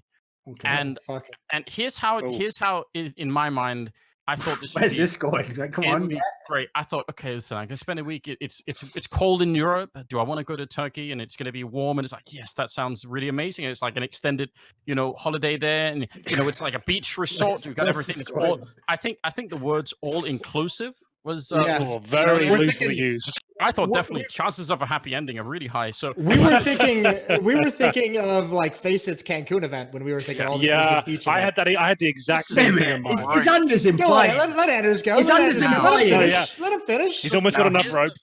Now, I just, as soon as I was, reading through the initial proposal, I just thought, this is great. Like, I love everything about this. I'll sign that contract. Let's go to Turkey and have a good time. Now, when I get there, I realized there was no contract. No, it's true. There were no contracts. It's easy. But in my mind, emotionally, I attached myself to the event already. And I didn't just bother checking anything else. And it was like 6 best of 3s a day with like a B stream doing some of them. So like all the time when the sun was up, because Jason and I were doing like the morning games, we were just doing Counter-Strike for like literally 9 hours. Like 9 a.m. to 5 p.m. And when I got out, like I could just see the sun going down. I was like, well, that's it. It's like early on in fucking Star Wars: A New Hope. It's like, oh well, that's the end of that day. So in a manner of speaking, I got scammed, but but it was kind of clever as well. See, the way he set that up, he was definitely... Everyone watching this stream now, you all know what Anders just did there, where he went as close as he could to the line of implying that he walked into his hotel room and the maid was still cleaning up, and he goes, oh, starting early. They started undoing his belt. And she goes, no, sorry, sir. I cleaned the room. He goes, what? I thought it was all inclusive. It's like, you made it sound like that was where the story was going, like, sneaky little bitch. Like, what? Like, what are you? Yeah, and then you purposely at the end were like, and then in the end, I just didn't have time to see the sights. Sneaky, isn't it? Like,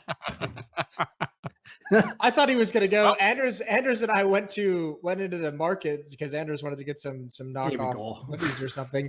And the guy who was trying to sell him these hoodies, I thought this was going to be the guy that you're talking about. He you're right. Was trying to buy Anders. Yeah, he was. He was trying to knock the price down, and the guy just goes, "Listen, this is very nice cotton. I have my own cotton farm, like out, that I have. Like me and my relatives work on, like out in the hills of Turkey." He's like, "This is my cotton that I hand spun." Okay, I'll tell you this. The reason why I went to these markets to begin with is because I like the challenge of trying to fight. They're always going to win, right? Because they do this for a living. But I thought, never mind. I'll still try and see, can I get in? Can I do something clever? And so I'm expecting for people to lie to me, and I'm obviously going to lie in return and say that I don't have the money for it. So we're both just lying, and that's all within the realm of. That's fine. That's the game. But this guy was trying to tell me that his family owned a cotton farm that were making authentic Nike, shirts. And I just thought, even in the realm of lying, that's outrageous. I couldn't even believe it. I was like, what the fuck? Obviously, Anders, none of Anders' go-to moves worked. At the end, he tried to demand business class flights from the guy. He was like, it's not a magic carpet, just a little inside joke, that one. That's just for the little Easter egg. Duncan, what's your sneakiest move of the year? Because you're pressing us for answers here. I already said it was I think it's the whole Astralis they kind of short circuited the scene for the first part of the year. I said, if everyone had just been upfront about it, wouldn't even have been sneaky. They could have done it. It's just the way the business is at the moment. Obviously, everyone knows next year there could be something similar, but I just think that was a bit of a whack angle. Do you have anything, Moses? Do you have an angle for this? Yeah, dude, it's got to be Fnatic bringing back Golden and acting like that was pretty no issue whatsoever ever. It's just and making out like he was just out getting cigarettes. Why is everyone always going on like we kicked him or something? I swear he was here 5 minutes ago. It's we kicked him out 6 months ago. In the meantime, Flusher went and had a whole career in Cloud9. But keep telling us that sorry to see you go. So it was. I agree. That was bad, ridiculous. It's like if I was Golden, I would have demanded some kind of fucking insane public apology. They would have had. Or just be we made a mistake. We regret it. My bad. We obviously, especially now we see the results. That guy's the bloody talisman for Fnatic, isn't it? It's ridiculous. Jesus. I still can't believe he won them $1 million in 2 weeks and then got cut. And then they were think of how shitty that would feel. That is bad. What the fuck do I have to do to keep this job? Especially because they replaced him with Exist. I know everyone's going, fucking hell, did Exist still play? So yeah, Exist was still around. I know now you're all thinking, what, that retired player from you? No. That's why they can't be in Blast Pro Series next year. Right. There we go. Aggressive.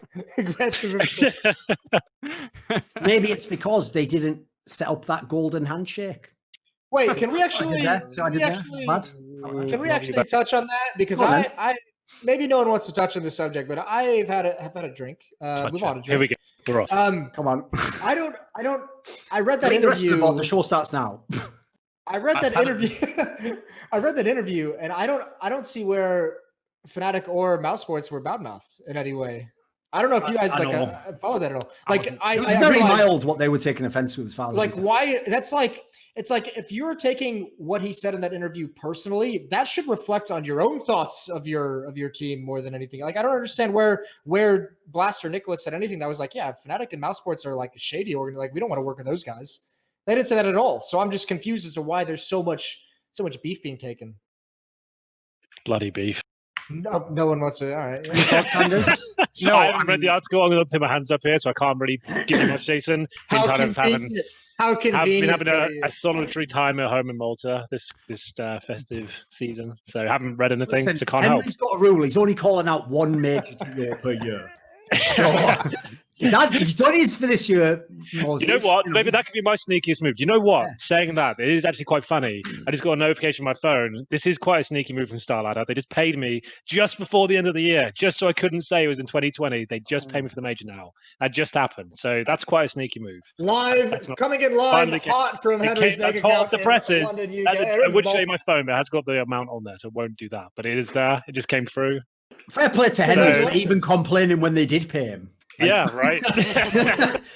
Listen, potentially. Oh, that's it. You didn't just make it even longer. Fucking daft little cunts. Potentially, Henry moving to Malta is also one of the sneakiest moves. So that is quite a sneaky move. Does that too.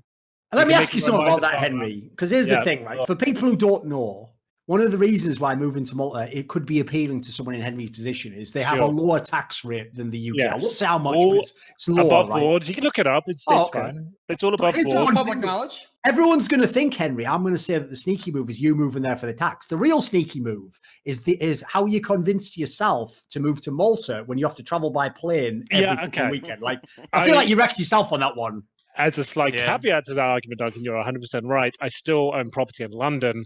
So I can travel between the two, and if I have travel complications, I can base myself in London for up to 100 days per year, recognized by the tax body. So that's fine. It's all legal.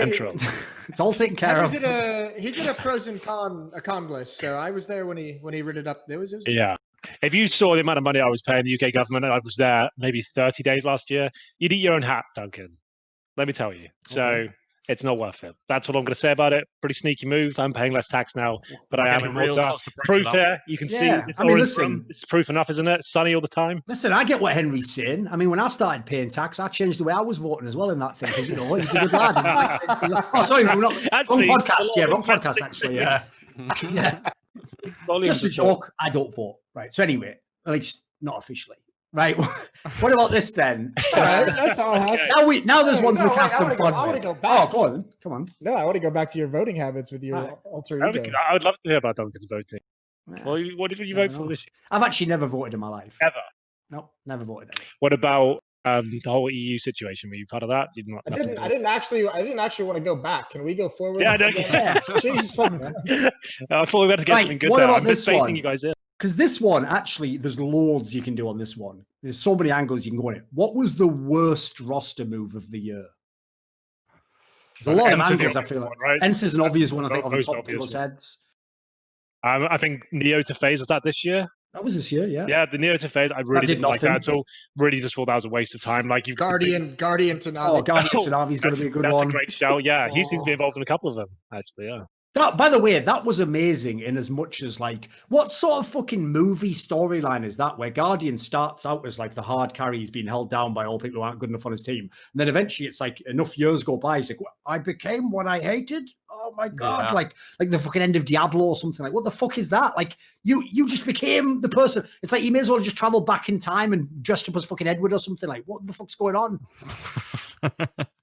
Yeah, like that joke people make. I do actually appreciate. I appreciate that joke everyone makes in Mouse Sports, where they say that like Chris J traveled back in time to play with himself when he was younger because Rops just looks exactly like him without glasses or whatever. Like that's a pretty good one. Whoever came up with that meme. Every now and then they have a good meme. Look at this dog here.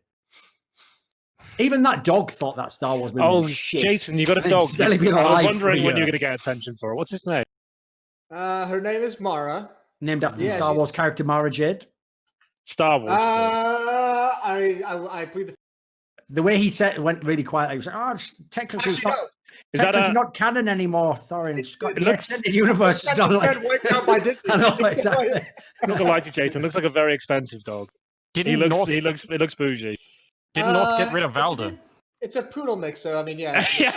No, but he technically left though, Anders. Like, it wasn't like a slave. Like, he has allowed to leave when his contract's like coming up or whatever. Yeah, but I just can't believe that North can't be involved in this conversation at some level. I'll say, put it this way, I'll say Juggy to North was a pretty bad fucking roster move, but it's still just North, isn't it? Like, it's not that terrible. Let me think, what else was a bad move? Because the problem is a lot of the moves worked if you think about this year.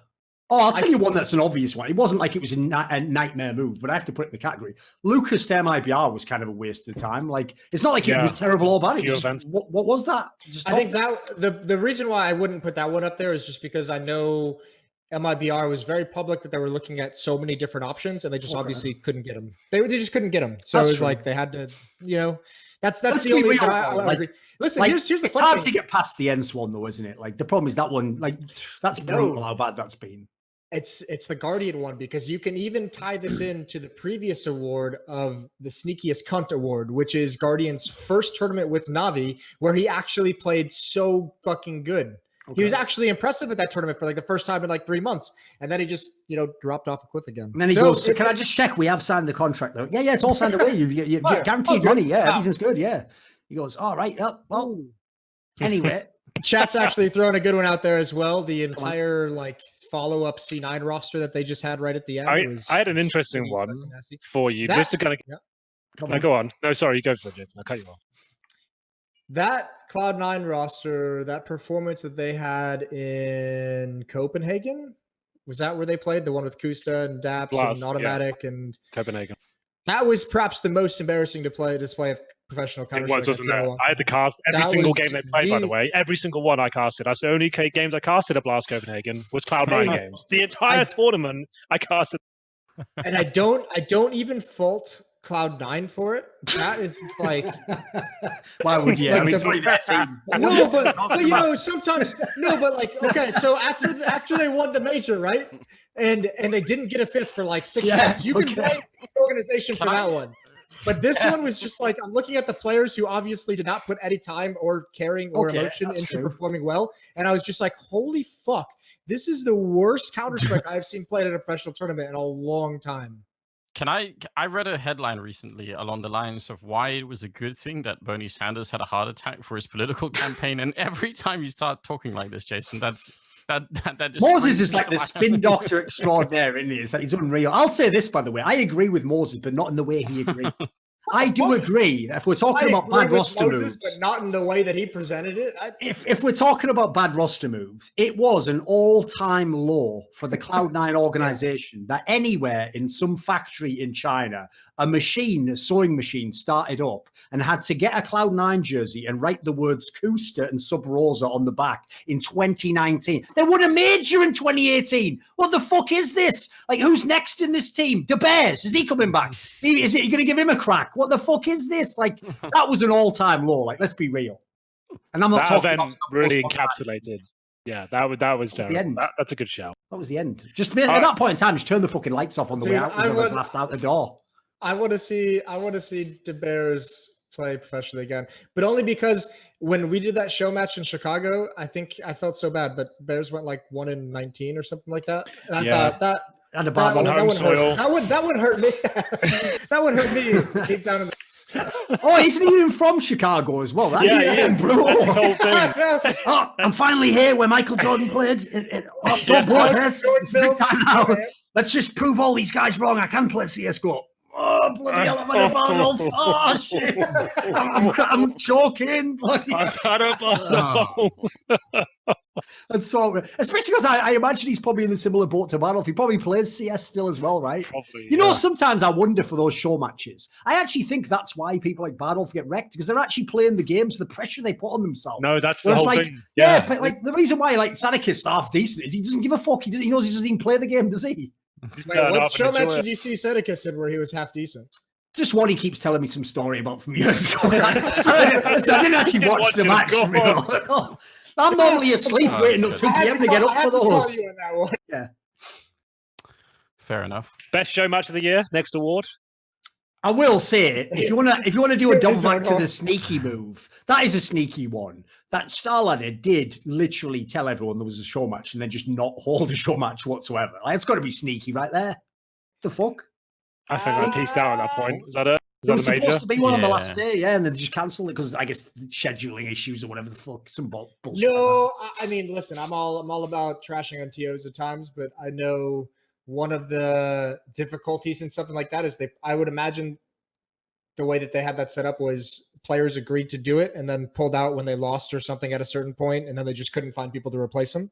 I don't know if that's actually the case, but I know from being involved in show matches. That's most of the issues. Why do pro players pull out more than fucking dads in the 70s? What the fuck is this shit? This is outrageous.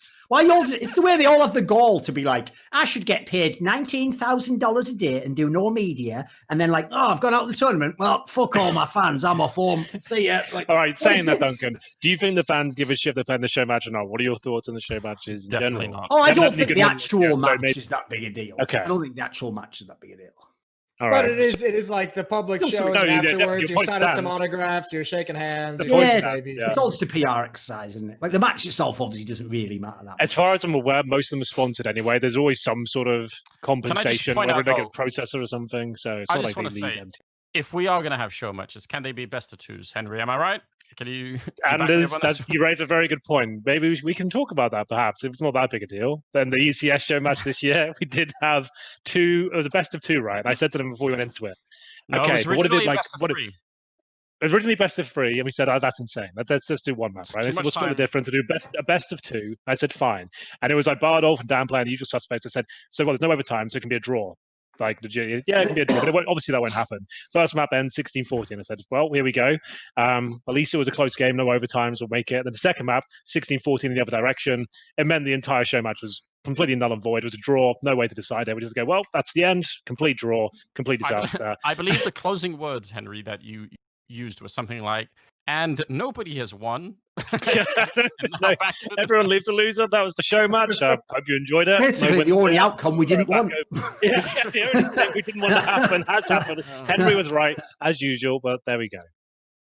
All right, what about this then? On the other side, and this one's actually harder because you have to really think back this year. Obviously, we did worst. What's the best roster move of 2019? This one's tough, I think, because there's a few you can go with it. We've already mentioned some teams in the show that I think obviously would be candidates because of how many teams they finished strong, etc. So who are we thinking of off the top of our heads? Stanislaw to NRG. There's one. To EG, one tournaments after that. Yep. Yeah, there you go. Top 4 at the major. It's pretty big. Yeah. Golden to Fnatic. There's another good one. Golden to Fnatic. They also won tournaments, finished top finals, etc. These are two massive ones. I think this one's tough. Just because they haven't had the results to back it up, but they're just so much more fun to watch. Is Nexa and Hunter joining G2?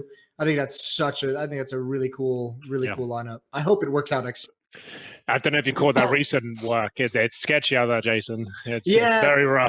I was saying this towards the end. It's like this G2 team is so much fun to watch, but they don't actually accomplish anything. But you always leave the game feeling positive, except for apparently this final one that you saw out in Malta.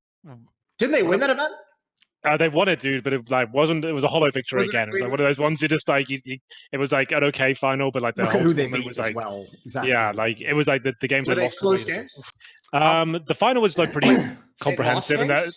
It was pretty good. Like the thing is, before they'd lost Summit with the coach and everything to Mouse Sports, like they were carrying that around still. Right, they were playing so like KG and scared most of the tournament, so they weren't playing the exciting CS we knew and loved before. Like it's a very different team, like very slow, tentative. But yeah, I'm definitely with you. When they're on, they look lights out. They're crazy. They're a really cool team to watch. But I don't know. They need a lot of work to do still. I will say, like, that's one part you can't ignore. It's like that Summit final.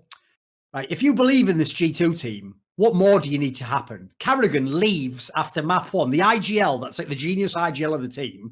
The coach comes in, who hasn't played since fucking Source in the beginning of CSGO, and he doesn't even know, like, spots on the map. And you stand it. And you still lose. Like, at that point in time, you're literally, you know that joke people used to make back in the day, like, where they were like, never give up in a game, because for all you know, they could all just have a heart attack suddenly, and then all of us, you'd just win by default. It's like, G2 would still find a way to lose. You'd get the guy be going, oh, bloody hell, and you'd just scroll over the keyboard and headshot the ball, like, oh, fuck. Kenny S, like, oh, sacred blood, the holy blood. Sorry, English now, English. Like, By the way, can we just talk about that? What the fuck must those comms be like? You have got 3 of the harshest French accents speaking English to fucking Serbians speaking English. Like, holy moly, those comms must be wild. Like, I can't even imagine it. I bet half the time they're like, no, in English, my friend. Like, see, it was English. What you talking about? Like, oh my God, he was talking English the whole time. Wait a minute, you've been talking English the whole time I've known you. Why was the bloody translator here? Like, fucking... Whatever, God bless them. I agree, though. If they play DOS 2, they can actually beat anyone in the world. It's mental. Their Vertigo is pretty sick as well, but it's pretty up and down. One thing I wanted to throw in that, like just to get your guys' thoughts on it, not necessarily up for the award. What about OG and their showing at the end of the year? You guys excited about that particular roster? Got some potential. A lot of money being thrown around, a lot of careers on the line. Like it's kind of right. I think it'll end up being a good starting point for some of these players. I don't think it's the lineup that we'll see them with at the end of next year, or even in 6 months. But I mean, you'll have to see how these pieces work together and see who's valuable to stay and everything. But I think it's obviously cool. I think Valde still has not had a proper chance in his career for how good he is. Same with Alexi to a degree. I think obviously he's got way more to show and became a big fan of. But I guess it kind of feels like his last run. Like if this doesn't go for NBK, what does he do from here? Because the French teams obviously aren't looking for him. I think the only thing that he'd have left to do would be to go to North America and try and make a team. But this has got to be a victory for him. Can I would love to try and just Moses this topic a little bit and just the fuck? Maybe fit in, maybe explain how it's actually a great thing that they got rid of LXCB for ENCE, like how that could be a positive because even though the results haven't been there, they've got a ton of PR out of it. Like every time anything happens, they've just got free people talk about ENCE all the time. Here's why Chernobyl was a good thing for the Soviet Union. There's a lot of PR. Everyone around the world was watching them. All eyes were on the event, and you never forget that name, do you? You'll never forget Chernobyl. I think that works real well. So, some would say the PR in many ways, Agnes, is destroying the morale of the players in ENCE. So I'm not really sure why that's a good thing, actually. Also, can we just say right now, listen, I love to bag on people when they say stupid stuff, just like everyone else. But can everyone just let that Ariel quote from the interview go? He obviously was just speaking in a second language. He's not someone who's super comfortable in interviews. He's pretty new to the scene. He wasn't literally telling you that he likes to lose and have fun doing it. Like, he just misspoke when he said that. Like, people are going, like, listen, we can meme with it, but people are going too far on that one. Like, they obviously didn't really do the move, think they were going to get worse. Like, let's not be silly. Yeah. Seems like a rational position. I'll take some responsibility for that one. I might have jumped the gun one morning. You did do like a HenryG. I went in. Alexa, finally, Ariel, say something. What a piece of shit! This dumb motherfucker. Yeah, I messaged him. I feel like that shouldn't be called a HenryG. I think that's not bad. I did message him and I said, that's my bad. Wait a minute. Listen, remember, I always have a rule with roster moves that you don't judge both sides of it like together. Technically, the first roster move is to remove the person, and then another roster move is to add them. So you know what? I'm going to go ahead and say it. Best roster move of the year, kicking that cunt Zeus out into the retirement home. Pretty much done with him, and the way he left at Blast Moscow, fucking beautiful. The thing is, like, it's not like the team's like had a massive upswing since he left. They've actually maintained this similar sort of trajectory. Yeah. So what you mean is, without him, nothing changed. Yeah. Fucking hell, Henry. Yeah, he was brilliant. That guy, integral to the team. Yeah, exactly. No. What was he doing? Apart from just getting paid loads of money and going, I respect that. Ghostwrite my book, will you? Someone ghostwrite a book for me. Right, yeah, here's my book. It's all my stories in. Well, never happened to me. Whatever. It's on the sale now. It's going out like that. And then just fucking collect. He literally walked away from the scene dressed in black and white fucking striped clothes with a massive sack of money. Just got like all the fans' dreams written on the side of it. And Simple's missing majors and just fucking popped out the window.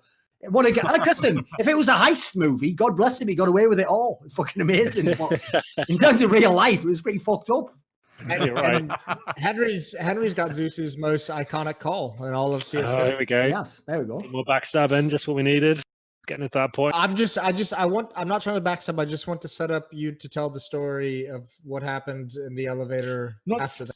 Not so much a story per se. This is 2018 as well. The gist we're going back in the archives. We were at some star ladder in Ukraine, right, in 2018, and we're having one of those big. I think it's a quarterfinal, if I'm not mistaken. Like Na'Vi were a bit all over the shop. It was on Mirage. I can't recall who they're playing against, but Zeus was having a stinker, like a real historical, monumental stinker of a game, like 0 and like shy of just 20, something like that. So Mirage, they just needed one round. They were like in the lead by a considerable margin. They just needed him to just do something. That was the whole idea, the whole sentiment behind the play. And he managed to get 2 kills at the CZ, to get 2 kills in the second half, which was like his only contribution, which won them the game, I think. And I made this immortal call of, finally, Zeus does something. And I really kind of sent it in terms of the call itself, and they kind of stuck. A lot of people when it came off said, "Oh, you sure you meant to say that?" It was a bit... How did that go down though? Well, we went in the lift on the way back to the hotel, And of course, I mean, I didn't realize how bad it was received in terms of, I didn't think it was that bad. I was like, oh, you know what? He's having a bad game.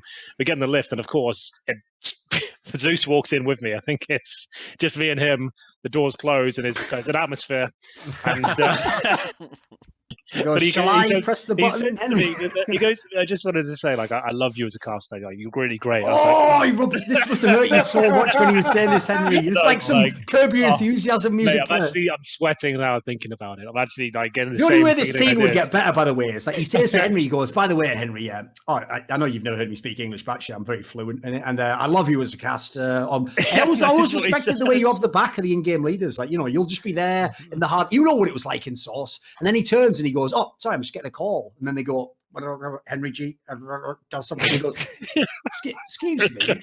So I'm sweating. And of course, the elevator stopped at every single floor. Like, 13, just... Yours is like 17th floor, but I'm sure. You're from Kiev, or you just going to stay at the tournament, or... By the way, Henry, let me ask your permission for this. Do you remember the story about a similar story in an elevator with me, you, and Mertz? Oh, yeah. If I tell that story? Dude, that's more embarrassing for you than it is me, I think. So I'll tell it, right? Because Henry doesn't mind, right? I think it was even at the same event. This is when Mertz was on North. Mertz dead now, of course. You know, remember that guy, Mertz, when he used to play back in the day? Way back in the day, yeah. Dead now, of course. But sadly, obviously, he's not right. This is a brilliant story because in this story, we're all assholes except Mertz. So HenryG's an asshole. I'm an asshole, right? Obviously, I was one of the people who thought Mertz wasn't that good in North. Like, I thought as an all-pro, he was overrated. He was too streaky. He was basically like, kind of like Draken, you know. Like, he had some highlight shots, but generally you couldn't rely on him. And this was a tournament where he was really like going all out. He was trying to prove himself. And he had like one good game. I can't remember who it was against, but he had one match that was really good. And when we get in the elevator, right, Henry doesn't know that I've just been wrecking him the whole time. And that me and him have been going back and forth on Twitter. Like, I've just been saying all the shit to him, like, you know, you garbage or whatever. Like, and so when we're in the elevator, right, it's me, Henry, someone else. Like Mertz and like the manager of fucking North. Again, get on the elevator. I know, exactly. I think you should just take the stairs, Henry. Like, it's a lot of problems. So, like, Henry does the classic move that you never do, by the way, which is if you don't know the situation, you don't just start like saying stuff. So he just goes, well played today, to Mertz. And then Mertz just goes, not sure Thorin would think that. And then Henry goes, are you ready for this, Moses? Henry goes, why? What have he said? I was like, it was more jovial than that. I was trying to defuse the situation. I didn't look at him and go, why did you say that, Duncan? I laughed and said, oh, something happened. What did you say? Trying to make light of the situation. Duncan, not trying to throw him under the bus. Considering Henry's behavior. Considering his behavior in this podcast, he's really been trying to bait you out and do a couple of things. I think this is all. One thing I've thought about Duncan is like anything I kind of request or say he should do, he normally does do it. I don't know why. Maybe you didn't learn that lesson. I don't know, man. It just feels like they just kind of Duncan will do whatever I say. The problem is Henry's sort of like the bad boy in the group, and I just want to like prove myself to the gang. He's like, go on, run out and knock on that old man Smithers' door. We all did it, and then I go knock, and he's got a shotgun. I can think of at least 5 different examples of Duncan doing exactly that. At least. Yeah. Well, sadly, we can't even tell some of the stories. No, we absolutely can't. There have been occasions where when he says it's a bad idea, he'll convince himself it's a good idea. So no, Duncan, remember we always say to do things. We're saying don't do it this time. And he still does it anyway. So it's because I do a Moses. I go, now here's why me tweeting that and possibly ending my whole career was a good thing, actually.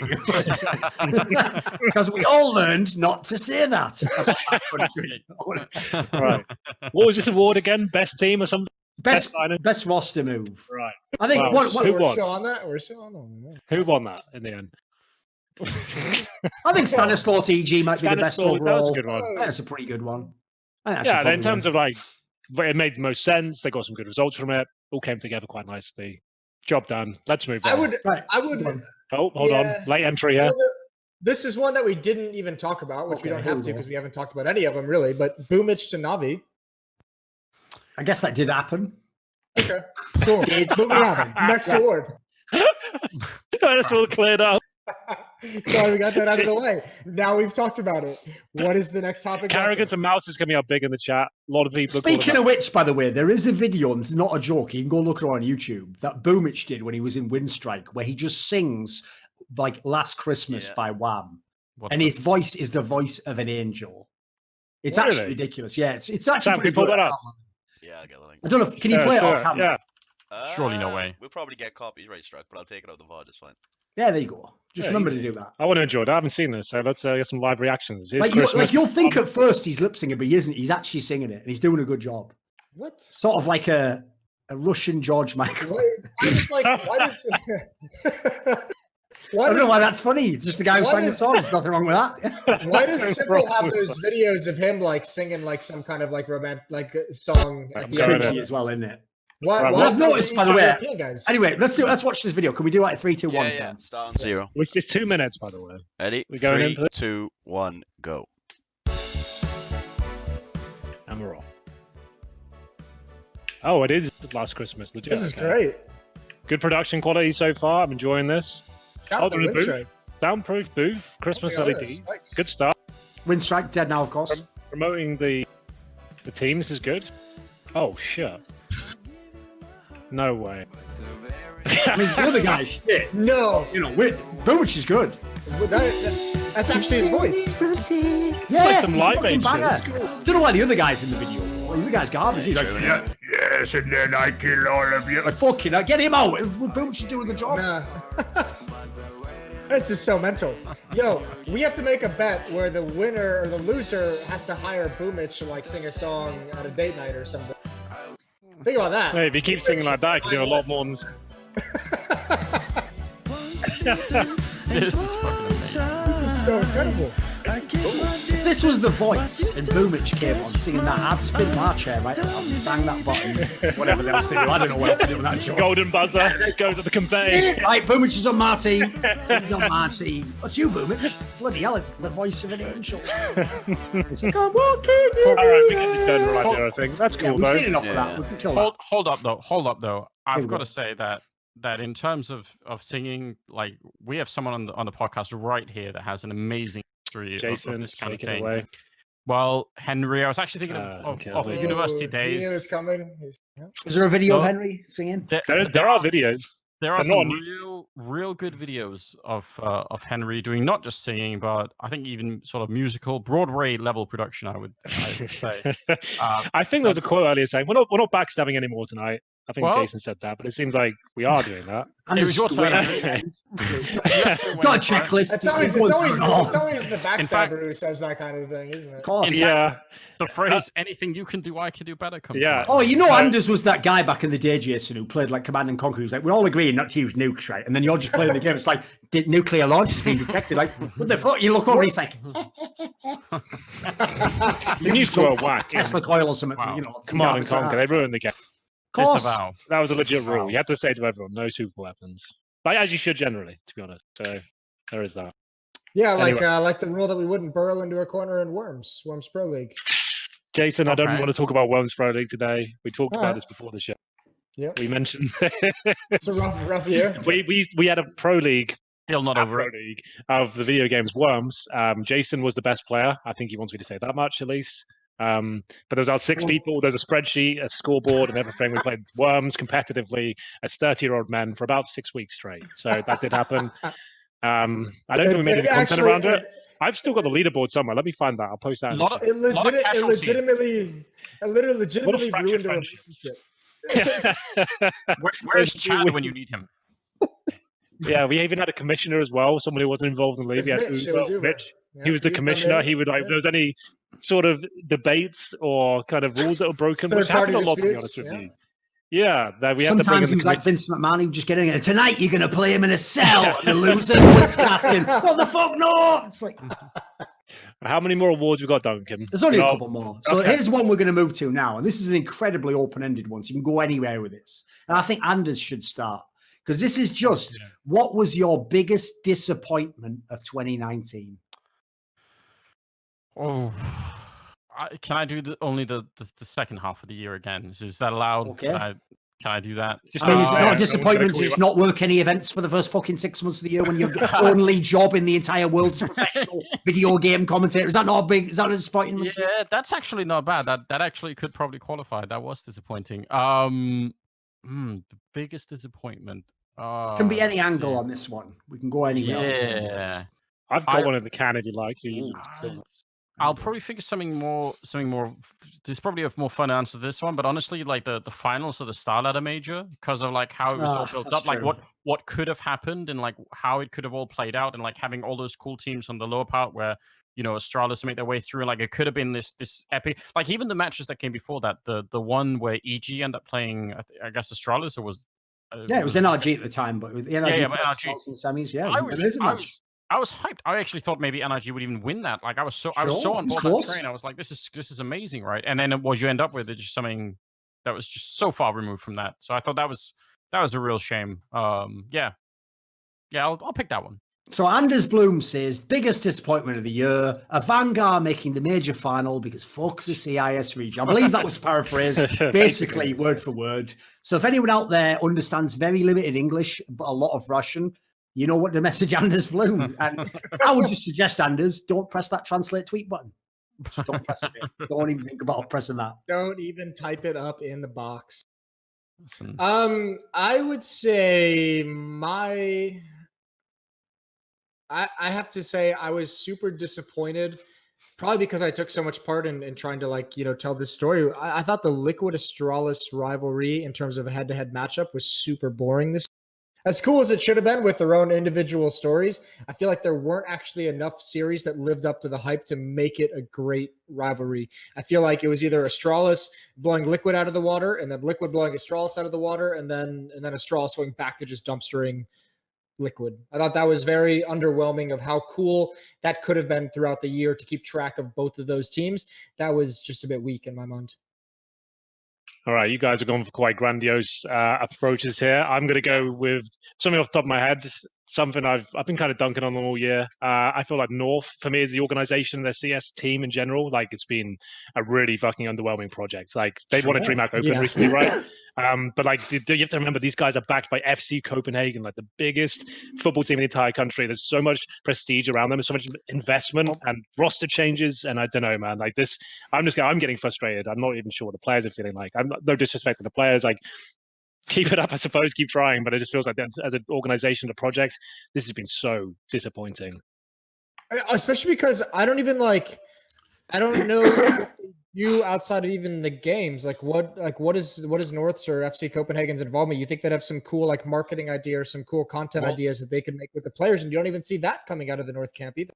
Yeah, right. Here's why they can even really do that, because you guys keep saying FC Copenhagen, but the other co-investor in that project is just something called Nordic Film, and they so what it means is they have all the distribution channels in all of the Scandinavian countries. So anything they want, they can put out in just millions. Have they ever made anything instantly? No, that's what's so confusing. Why? You have the one partner that's going to facilitate the stadium and all the cool practice facilities and the sports angle. Then you have the other partner. Yeah, you have the other partner that could do all the content and all the media distribution of it, and they just don't do anything. It's completely confusing. Bring out a documentary on MSL's time there. Do I not like that? The MSL story. Reference to 1994. Graham Taylor line there that no one else will get, but that's a classic of the show, to reference things that nobody was alive for. What was your angle going to be, Moses? The biggest disappointment of the year? No, I said the Liquid Astralis. Oh, that was right. Oh, yeah. But is it a disappointment, or is it actually is it a positive thing after all? That's the You're trying to get in a whole thing where Astralis ended up winning more often than not? No, I'm just saying that's now officially the Moses thing for all of 2020. Oh, I gotcha. Yeah. Yeah, no, I don't. All right. Let me think. What would the biggest disappointment? I got no way to work with that one. I got nothing. It's fine. I'll probably just say the fact that the two teams of the year were Astralis and Team Liquid, and they only met once in the majors, and that was just in the quarterfinals one time, and then obviously one of them just went out. That sucks. If we have the two teams of the year, the dream is that it's envious fanatics. You meet in the final of the major, that way you could build such hype for it. You could when we were doing at the start of the major, all those tweets get in here now, it's the match of the year. You want that to be the final, Whether it lives up to the hype or not, that's one of the problems with tournaments, unfortunately, is you need a lot of luck to get the matches to happen at the right time. Whether it's still a blowout, whether one team wins doesn't matter, but just to get the excitement truly at fever pitch. If they'd have met in the final of that Starladder Berlin major, even if it's the same result, that would have been such a moment in history, wouldn't it? I think everything to play for, the chance to get it all back. You can go to a different route with like the most disappointing as well. I think it's like one of the biggest disappointments and underwhelming things has been the fact that this is a little bit more of a serious subject, I guess, but the fact that the schedule hasn't been figured out in any way. Like we still had when Bahrain was going on, there were 5 Counter-Strike events, like three professional events and like 2 amateur events going on the same weekend, and then there was still Epicenter coming the following weekend. Like, put it this way, tournament weekends where we're just cannibalizing our own viewership. To give people a sense, disappointing thing, right? If people read my article about talent, they might know that talent doesn't always know what events they're working, even sometimes a month out, a month and a half out. It's worse. Some of the events aren't even booked at the beginning of the year. Like sometimes you can be 7 months into a year and someone's still figuring out exactly what weekend they're going to have their event in November. Like that is crazy to me, because if you look at like I'll give credit actually to other esports games. League of Legends does this. Like in theory, you know the dates of the splits and you know when the world should be, and you even know what country it'll be in. You have some of the details fleshed out, because I have to say, if I was a fan, even like there's people who are 16 who probably have to convince their mom to take them to the event, like book out a whole trip, fly there. Like you want a lot of time to build into that. You want to save up for it. You want to be able to tell them, book the tickets now. You don't really have to tell them like a month out, like, oh yeah, it turns out it's in this country now and we have to go like that. That's just no way to do a sport, you know. Wait, there's shit in February coming up that I don't even know what's happening with it, that the details aren't even fucking figured out. Like I'm just sitting, I'm having all these conversations and it's like, can you sign this? And I'm like, sure. Where's it going to be? Don't know yet. Great. Not going to sign that right now. We'll figure it out in like a week or so. But it's weird. It's weird how things like just I buy power, San Quentin. Finally, we sorted the security out. No one gets in. No one gets out. Lock the door. Oh man. Shout out to Richard. Yeah, that's not bad. Somebody in the chat mentioned Vertigo as a disappointment. I thought that was a disappointment. Like not bad. I don't know. Let's be real. In the pool. Like, even like this is the problem with Vertigo. It's not like all the games were boring. There were some really exciting games, but even when they were exciting in a way where it was like one team went to one site like 15 times in a row, and then can the other one do that? So that felt that was kind of whack. It's understandable though, I guess, because it's changing every fucking week. No teams want to really dedicate a massive amount of time to where it becomes specialist on the map because they have no idea, no information. For fuck's sake, what's going to happen in the map in a couple of weeks? We have no idea. Like it's a dark art at this point. I'll be honest as well. I think I might be just from a casting point of view biased against that map, because half the time you're just, there are all these smokes down on the A bomb site and people are just shooting through them and you're trying to like, oh, he's planting the bomb on the side of the smoke and it might be, something might be, there's a lot of bullshit spraying through that wood as well. Where it's just like you're just randomly hoping to kill someone on a key round. No idea like who just got the kills, and like the observers are like mentally trying to switch. You know what? I'll throw something else in there. One thing that is a big disappointment of this year is I feel like we went backwards in terms of like Valve interacting with the actual pro scene, not the community. Obviously, they have the Twitter account, they do the blogs, they do all that and all right. But I can tell you behind the scenes, I don't know anyone who's contacting Valve and having back and forth on the guns or the maps or whatever. It's weird, isn't it? They originally said, like, I think it was the end of last year, they said, we've reintroduced the beta client now. So when we have significant updates, we're going to drop them in this beta client. They've just completely forgot about that. Everything just gets dropped in now as the tournament's live, midway through on a Wednesday. Just drop it in there and hope for the best, really. That's the approach we're going with now. Surely there can be a way. This is what I wish Valve would start to do. I think I mentioned this to you, Duncan, and you, Anders, in China. I wish they would just take the casual game mode that they have, and when they make an update, it goes to the casual game mode, and then they can apply those updates if they work out to the competitive one, which is theoretically what the professional scene would be. But it is mental that there is like a professional scene that has to essentially play test for millions of dollars throughout the year. New player skins, new map changes, new gun mechanics. Well, if you remember, they actually updated Vertigo just before that major. That was the first event that used the rework, because that's what Astralis obviously picked against Team Liquid, wasn't it? Can't they get their data for like 4 months in the casual game mode with the people who are playing matchmaking, and then be able to take that and extrapolate whatever changes? Maybe they say this was too much. We'll scale it back when we add it into the competitive aspect of it. It's wild. It's crazy to think about. Like, and that's got to be so discombobulating if you're a pro player. Right, we've got one last topic, so let's do this last one, and then what we'll do is there's like the patrons can ask questions that I've got a bunch over here, so we'll just run through those at the end. So the last topic, to be fair, this might have already been done in disappointment, but there's a different angle we can go with. What or who was the biggest joke of 2019? So you can go anywhere with this one. You can keep it PG. You can get naughty with it. Who was the biggest joke of 2019? Or what was the biggest joke? Anders? No, he won last year, but for this. Oh, sorry. My mistake. Wow. Oh God. Oh no, what have I done now? There we go. There we go. It's a little bit rough for the end. Listen, somebody else go first. I can't even remember half the year, so keep saying. Constantly, I know. Yeah. My year started in July. I just gotta. Biggest joke of the year. Where were you going with this, Duncan? Like, you must have had something. I can't remember what this was last year. But we had something like this. I would just say, like, if you just want it for banter, you can obviously go back to the Blastralis thing, because I didn't make that up, but whoever came up with the term Blastralis. Okay, that's the fact. It really stuck on, didn't it? Really did, didn't it? Like, you could tell the players didn't like that one either. No, they didn't enjoy it. That one stuck a little bit too hard. What about any classic like camera moments of the players? Like, it must have been something like stupid that happened. Yeah, what was a good banter type moment? There's always some great. There's got to be something that's up there. We need next year. We need some proper nomination videos and stuff. Do this properly, because we're not very prepared right now. What about the Jane thing? Was it pretty? The Jane saving, that was a joke. That was a joke. There was certainly an element of humor involved in that. Yeah. So yep. I'm trying to jog the creative juices. No, that's good. That is working for me. So we've got James. That's a good one. That's a solid start. Oh, G2 not being able to find the bomb at the major. Oh, that's a good one. That's great. Gonna be it, okay, yeah. that's a good one. The blunder of the year. What about one of the creators of Counter-Strike getting arrested? Is that too dark? I think that was last year, technically. I think it was. Okay. Was he acquitted as well?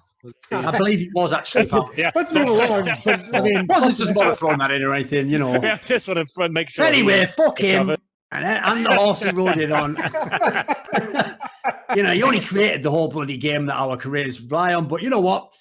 I don't care about the justice system myself. I am the law, says Jessimo's O'Toole, and I find him guilty. I don't vote, so it doesn't matter. What angle would go with biggest joke of the year? There's some good ones there. I think like the bomb down lower on Nuke was a good one. We've done transfers already. There would be some funny ones. Events we've covered. Worst event would be in there as well. So it really does come down to the humorous moments of the year. That's what it's going to come down to. What about the? I've got one. I've got a brilliant one right here. Okay. How about when someone told Chad not to sleep on Cloud9? At least for me personally, that was one of my favorite moments. That 2 week period. He kept going back to that well over and over again. And the stealing of opinions as well. Stealing opinions. There we go. Basically, every interaction between Chad and Reddit, exactly. That was the best joke of the year. That's amazing.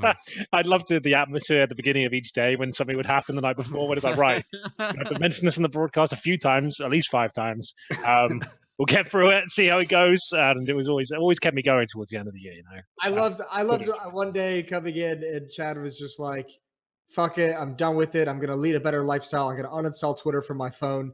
And then a week later, I saw him make a tweet and it was like, you tweeted from like Twitter mobile application on an iPhone. And I was like, fuck. He definitely made sure that he just said he didn't remove the app. He just took it off his home screen. There is a very important distinction there. I never had that. It's not a very significant complaint, that distinction really isn't anything. It's up. Yeah, move the alcohol back in the cupboard, so no longer an alcohol. Yeah, just behind that unlocked door. It's fine. Fucking hell. Should we do the Patreon questions then? Yeah, let's do it. Because some of these are like fairly open. Like I will say as a warning, like our patrons are infamous for asking questions which would like require like a 30-minute video of their own. So don't feel obliged that you have to go super in depth. Like we'll just do. In fact, everyone doesn't have to answer all these. We can just do whoever comes up with an answer first. So first question is from Butt Pounder 420, who's a loyal. That's a real name.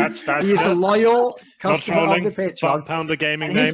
Okay. His question is. This is actually not a bad one. Which defunct esports tournament organizer or tournament series do you miss the most? So for anyone who's not a native English speaker, which tournament series in the past or league that went out of business isn't around anymore do people miss the most? Like what legend, in the same way as EG came back to CS, what would people want to be in CS again, or do they think of fondly? Henry must have a bunch of games from the old school. I would say for me, I thought what was it? I always mix this up now. What was the one that was taking place in Korea and then China and then Korea? WEG, or is it WEG, yeah. I was getting messed up with WSG or whatever it is. WEG that was a super cool concept, and I thought they actually did a really, really good job for the time that they were in Counter-Strike. They'd be a really fun people to come back and have like a month-long LAN tournament on television, publicized, especially with local and regional engagement inside of Korea for like 2 to 3 weeks, and then I think the final was in China like a month after that. Like that was a really cool thing to watch back in the day. Chat's got a good shout with the MLG major. I feel like that team behind that brought that one. They've started a new company now as well, right? With Esports Engine, I think it's called. Is that right? Yeah, they're starting a new company that could be something on the agenda going forward. The same team that brought you MLG. They did imply they wanted to do a CS if they could. Yeah, that's a good shout. That's not bad at all. It's not bad. No one going to say the CPL? No. No. Well, unfortunately, definitely the legacy of the tournament, but unfortunately, they can't come back because there's a black market towards the end. Yeah, I miss CPLs, but we think we have issues with payment with TOs now. CPL. At least they do actually pay. Yeah, they do get there eventually. Jesus, I'm still owed money from CPL from 2004. It's never going to happen. What about? I think at this point, probably not. Yeah, I write that one off. What about E-League? Where's it gone? They're not defunct. They just do Street Fighter. Tell you what, I wish would come back. I wish that ESWC hadn't died. Like, we used to be cool like 5 years ago when ESWC used to be alive and do tournaments. Like, I think they could still do cool tournaments in France, you know. Like, it's a shame they died. Revolution on the stage, all that. Shame they died. Yeah. I think there would be a really cool market. Duncan, I don't know if you'll agree. Unfortunately, it can't happen if our schedule and our scene for the professional scene doesn't calm down.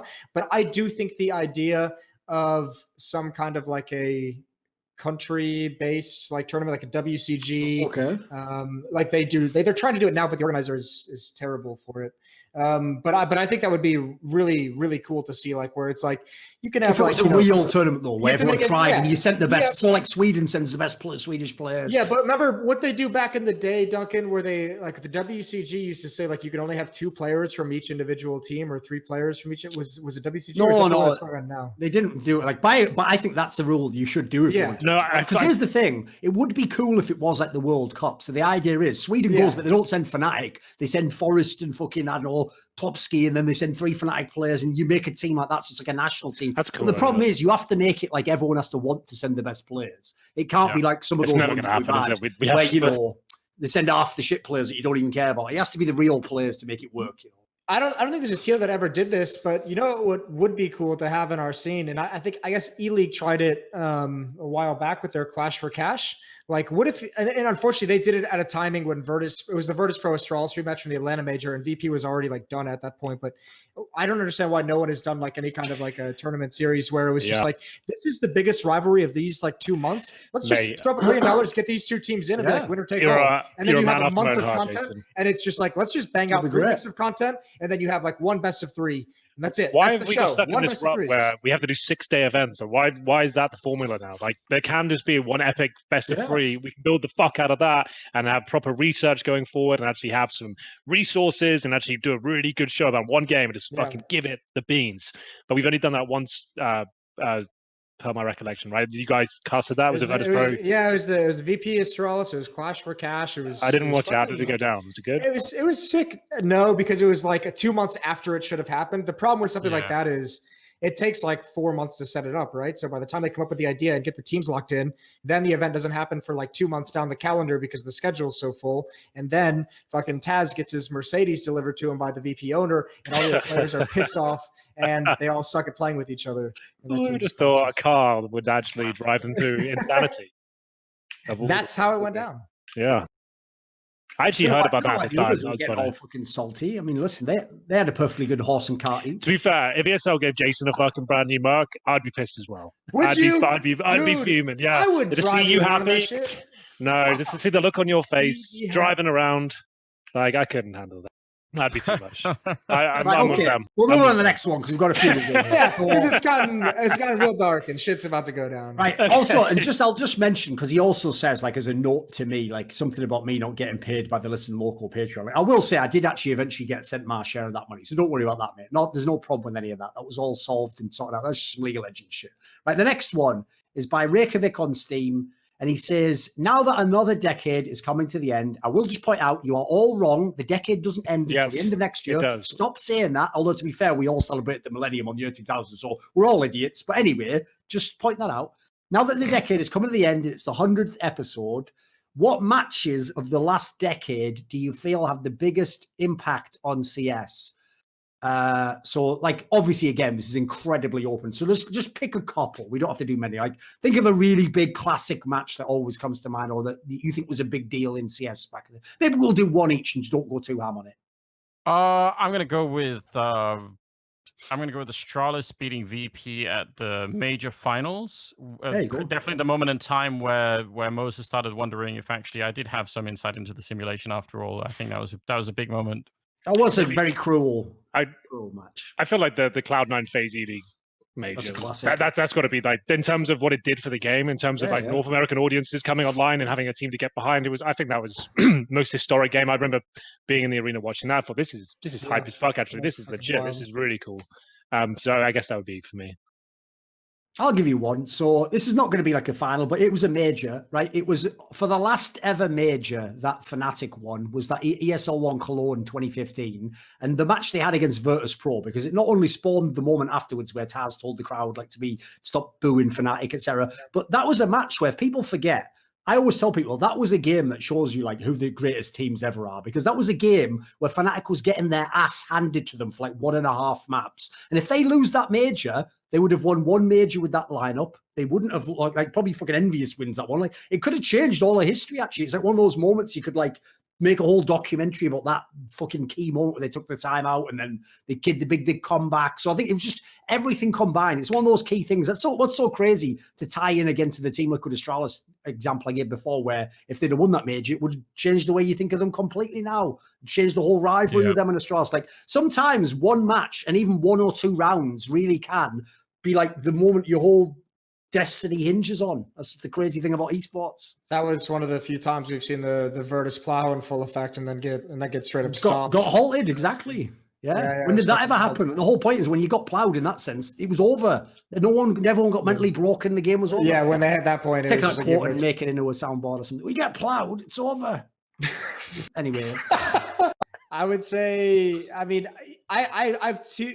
Here's the answer is obviously for me, it's going to be Liquid versus Luminosity at MLG Columbus. I think that was the one time I've never seen an arena get the energy sucked out of it so fucking fast. Like when that Cold Zera thing went down, it was just like there was just like, it was silence in the arena. It was wild. But I do want to say there's one series that, like, whenever anyone asks me any question, like, what is your favorite CSGO series that you've watched? There's always one like I come back to, which I don't even really remember it that well outside of like thinking I was like, I just remember the feeling of watching it and being like, this is fucking incredible. And it was Fnatic versus NIP at the MLG X Games. That series, I think, is one of the greatest series I've watched in CSGO. And I fucking love that series back in like the heyday of Swedish Counter-Strike. That's one that's worth going back and watching the VODs of.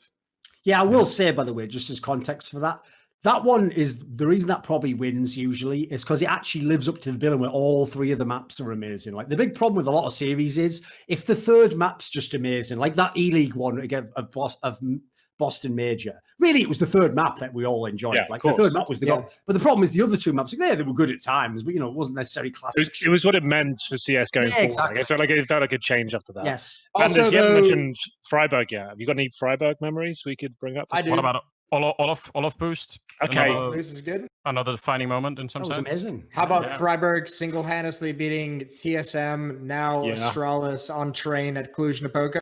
That's pretty good. A big game, a big one. Everyone's still talking about to this day.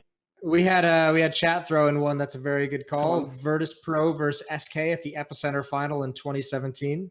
Best of 5 series. That was good. Yeah, that was good. All of 5 that was a good 8-hour grand final, if I recall. That was That was a fucking beautiful, beautiful series there. Anyway, let's move on to the next question. So the next question is, right, this one's one of the like jokey ones, so we can make this quick if you want. It goes, Jerky's Minion, long-time contributor to the Patreon, says, what is everyone's favorite hair product to use? Parentheses, not Moses, of course. And then parentheses closed. So Henry must have one actually. Like the rest of us just fucking wake up like this. I used to. My hair's much shorter than it used to be. I guess I can talk. Do you want me to answer this properly? Are we doing that? Go on then. He's paid good money for this question. Male fashion advice. I have a very rigorous routine facially. Jason's on board. I think you can see he's looking much better these days. Jason, you're part of the facial crew now, right? Not that one, the other one. What the? Not that little WhatsApp group. Not the other one. With all those redacted pictures. Cut the broadcast. Just remember to always put the black bars across their eyes. I would just recommend it's all down to the individual person, but a sea salt spray and a hairdryer can go a long way. I'll say that much. Okay. Especially if you're getting older. My hair's not what it used to be. Definitely can buy you a few more years. So that's a bit of a top tip for you. So anyway, anyone else want to contribute? I feel like I've been excluded from this question from the get-go, so I got. Right, let's skip to the next one. The next one is this is just a fucking weird one, but fair play. Right, Mike Feed Me says, "What is the funniest or most unfortunate name you've come across? I worked with a guy 10 years ago whose name was Guy Pounder and went to school with a guy called Richard Droop." By the way, Guy Pounder. Why the fuck would your parents do that to you? Why would they do that to you? Just send your, go, you know what? I reckon he'll probably be captain of the football team. It'll probably all work out right. What's that? He's hanging from a lamppost by his underwear. His name's Guy Pounder. You just send him to school like that. Pounder? Is Guy Pounder there? Is there a Guy Pounder in the back? You didn't even give him a chance, did you? Why did you say this was the worst question? This one's fucking amazing. Does anyone have one? Anders must have one. No, because they're all going to be Danish names, aren't they? They're not going to be. All right, how about this? Because you never addressed this. How come when we actually found out years later that in Danish, like your name is almost pronounced like anus? It's like anus or something. Like, what is that shit? Yeah, because you got to swallow the D. The real reason why is that his catchphrase? Is that his fucking? That's what he does every day. Right. His name is Anish because you got to swallow the D. What's this like Django Unchained or something? What the fuck are you talking about? What is unfortunate is that because my last name is Bloom, so Anders Bloom is literally different flower in German. So whenever I go to Germany, people always look at me like, what is his name? That's the only unfortunate thing. Everything else is fine. It's all fine. Just as long as it's not Germans, it's good. Yeah, I don't know. I haven't really worked with anyone who's had a weird name. Let me think. Definitely nothing that can top Guy Pounder. They're probably angling for him to have a career in porn, weren't they? She probably thought it was going to be kicking off, like making. Oh, this doesn't quite work because it's not that ridiculous a name. But I will say, I never ever understand it. Every time I ever see the Renegades lineup, I always look, and when I see that JKS's real surname is Savage, I'm like, why is the alias JKS? Yeah, I agree. His name Savage. Yeah, that's a fucking wicked. I thought that too. Like, why have you made it some mad acronym that means nothing? Like, what's that? This guy Hooligan in the chat has a good point. DJ Cunts. That's yes. If anyone doesn't know, Prius, one of the observers, his real name is, listen, it's written the German way. It's not written like the English, but his real name is DJ Cunts. And you can imagine what happens. Like, I've said to him a million times, like, think about your parents. It's just a bunch of cunts, aren't they? Like, I've said it about 1,000 times too. You know, loads of times. Like, you can imagine what it's like with the people like that, you know.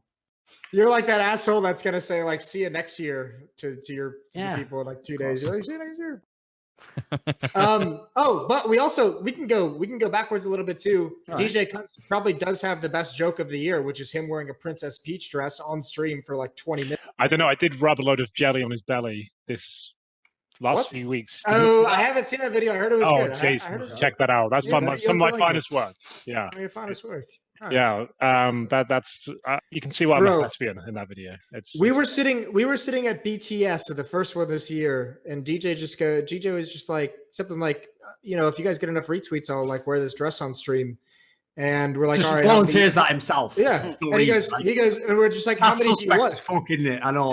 How many do you want? And he goes, I don't know, like 500 or something like that. We're just like, what the fuck, dude? Like, we're gonna get that in like 30 seconds. It's like, all right, 100. With our combined followers. I'll put this banana up my ass as well. Like, fucking hell, why is he offering all this stuff up himself? Like, the story's supposed to start like this. So someone had a brilliant idea for a bet. If we get enough retweets, how many do we need before you put a dress on? Why is the story like him? Like, all right, guys. See this frilly like ballerina's outfit. If you get any retweets, I'll just start wearing it on stream. It's like, are you sure there's not something going on at home, son? What's going on? Like, what is this? I do fucking love DJ, but I remember turning to him and I was just like, listen, you don't have to do this. You can get, you have one out. No, Moses.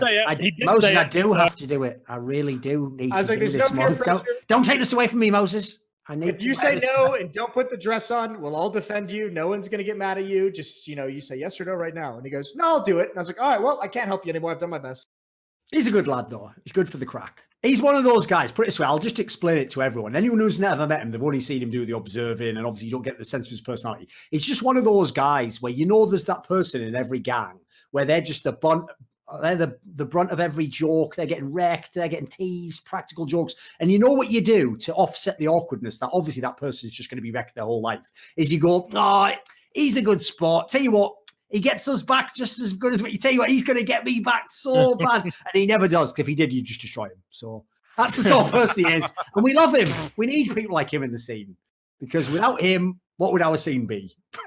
Anyway. Nothing. Not much, really. Just a bunch of men wearing suits and not dressing up in dresses. He definitely broke down the social boundaries, I think. Yeah, exactly. I think he should win an award or something. I'll just leave that for you, Anders. We'll leave that one there. Just leave that one tasty hanging out there. Next question. The next question says, which CSGO talent people would be hilariously bad if forced into a very different role, e.g. caster to observer? These sorts of can be anything ridiculous. So pick someone in CSGO talent and you have to do Duncan to host, maybe. Could be. I think it turned out pretty well. That's a bit too soon. It was pretty good. Wasn't bad. I thought it was great. I didn't actually see it if I was doing another event, to be honest with you. I only saw that one moment. I thought you handled it like an absolute professional.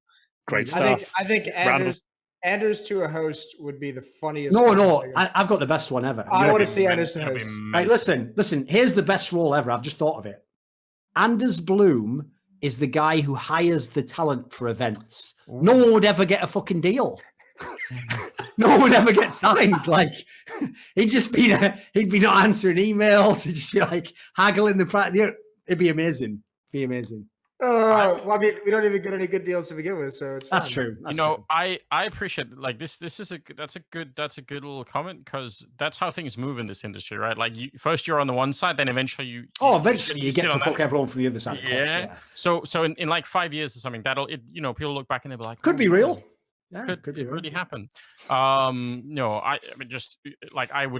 think hosting would be bad. I think the worst thing you could have me doing probably is like doing some sort of stage hosting or something, like where I have to sort of like know where I'm standing or like hold a microphone and ladies and gentlemen, welcome to Blast Copenhagen. I'd love to see that. It'd be amazing, wouldn't it? It's not a good idea. I will say as well, Trace going to stage host was way better than I expected, but he did have that episode of Blast LA where he just fucked up the coin flip. Oh, that was so good, dude. Why did that not get an award? It went like 10 feet. That was amazing. It was so fucking dumb. It was next level. Oh, and like he just tried to start it out as like, yeah, man, his heads and Yanka just calls him out, and it's just, oh god. I will say he did such a good job at the Starlighter Major, because I know like if I ever got thrown into a stage hosting role, I'd be like, fuck. No, I'm not stage. Oh, I've got a good one. Like, what about this hypothetical? What if actually they took Parler from being an interviewer and made him the host of a man? Can you imagine it? Oh, fucking hell! I'm just a bad person. You have to understand. I don't care. I just don't give a fuck. Well, I was gonna say for you, Duncan. Come on then. Come on, hit me with it. Come on. Here we go. He can take it. Gives as good as he gets. Well, this is also because we actually have evidence of this happening as well. But because the times have changed from like 2013 when we used to do this, Duncan casting again would be terrible for all involved. Nope. No. I've casted with him. I don't. No one should be subjected to such a thing. Could be good. You want to talk about skating on thin ice? Yep. We've got VODs. What was the last time Duncan cast anything? Was there a show? I think it was this one that we did at Columbus It was the qualifier. MOD Columbus major qualifier. Yes, of course. Okay. Yeah. It was a match that Chad Sponge Birchall failed to qualify for a major from. So I know I didn't narrow it down much there, but you know. But whatever, we got him on the desk now, so that's all good. You know, he's actually maybe that could be a shout. Like as an analyst for Chad, if you went back to playing, that was only it's not a role that you'd want to see him in. Just took all that credibility, threw it right down the drain. Also, no, wait, Anders, you've almost nailed it there. The best move we could ever do would be make it so that Chad joins the Cloud9 lineup, and then everyone just starts saying, "Don't sleep on Chad Birchall on Cloud9." That would tie all the memes together. And what could he say at that point in time? Be no memes left. He'd even be stealing that move from the podcast. So he's stealing that opinion. Sick. Oh, stupid. All right, next one. In fact, this is the last one. So here we go. It's for Anders and Moses. So sorry. Actually, for the last one, I forgot to read the name. The last one, the talent one, and what roll with the chip was by Sunmade Raisins. Like this one is by Alice the Alchemist, and he says, "For Anders and Moses, they didn't know you were going to be on them short of the time, Henry. How did it come to be that you two made that absolutely ridiculous custard pie bet for the VP versus Astralis E-League major final? And are there any more pie bets in the future?" Good Ironically, there are. Strong. Ironically, I'm going to take this question over. There are actually 2 pie bet consequences live pie that bets need to be delivered upon. Anders has been the loser of both of them. They are both in the control of HenryG. He's given one to me. He's given one to Chad Birchall to dish out the punishment. One of them was it this year? Or was it last? It was this year, wasn't it? Where the Markelov one, where he said Markelov would be a top opper by the end of the year.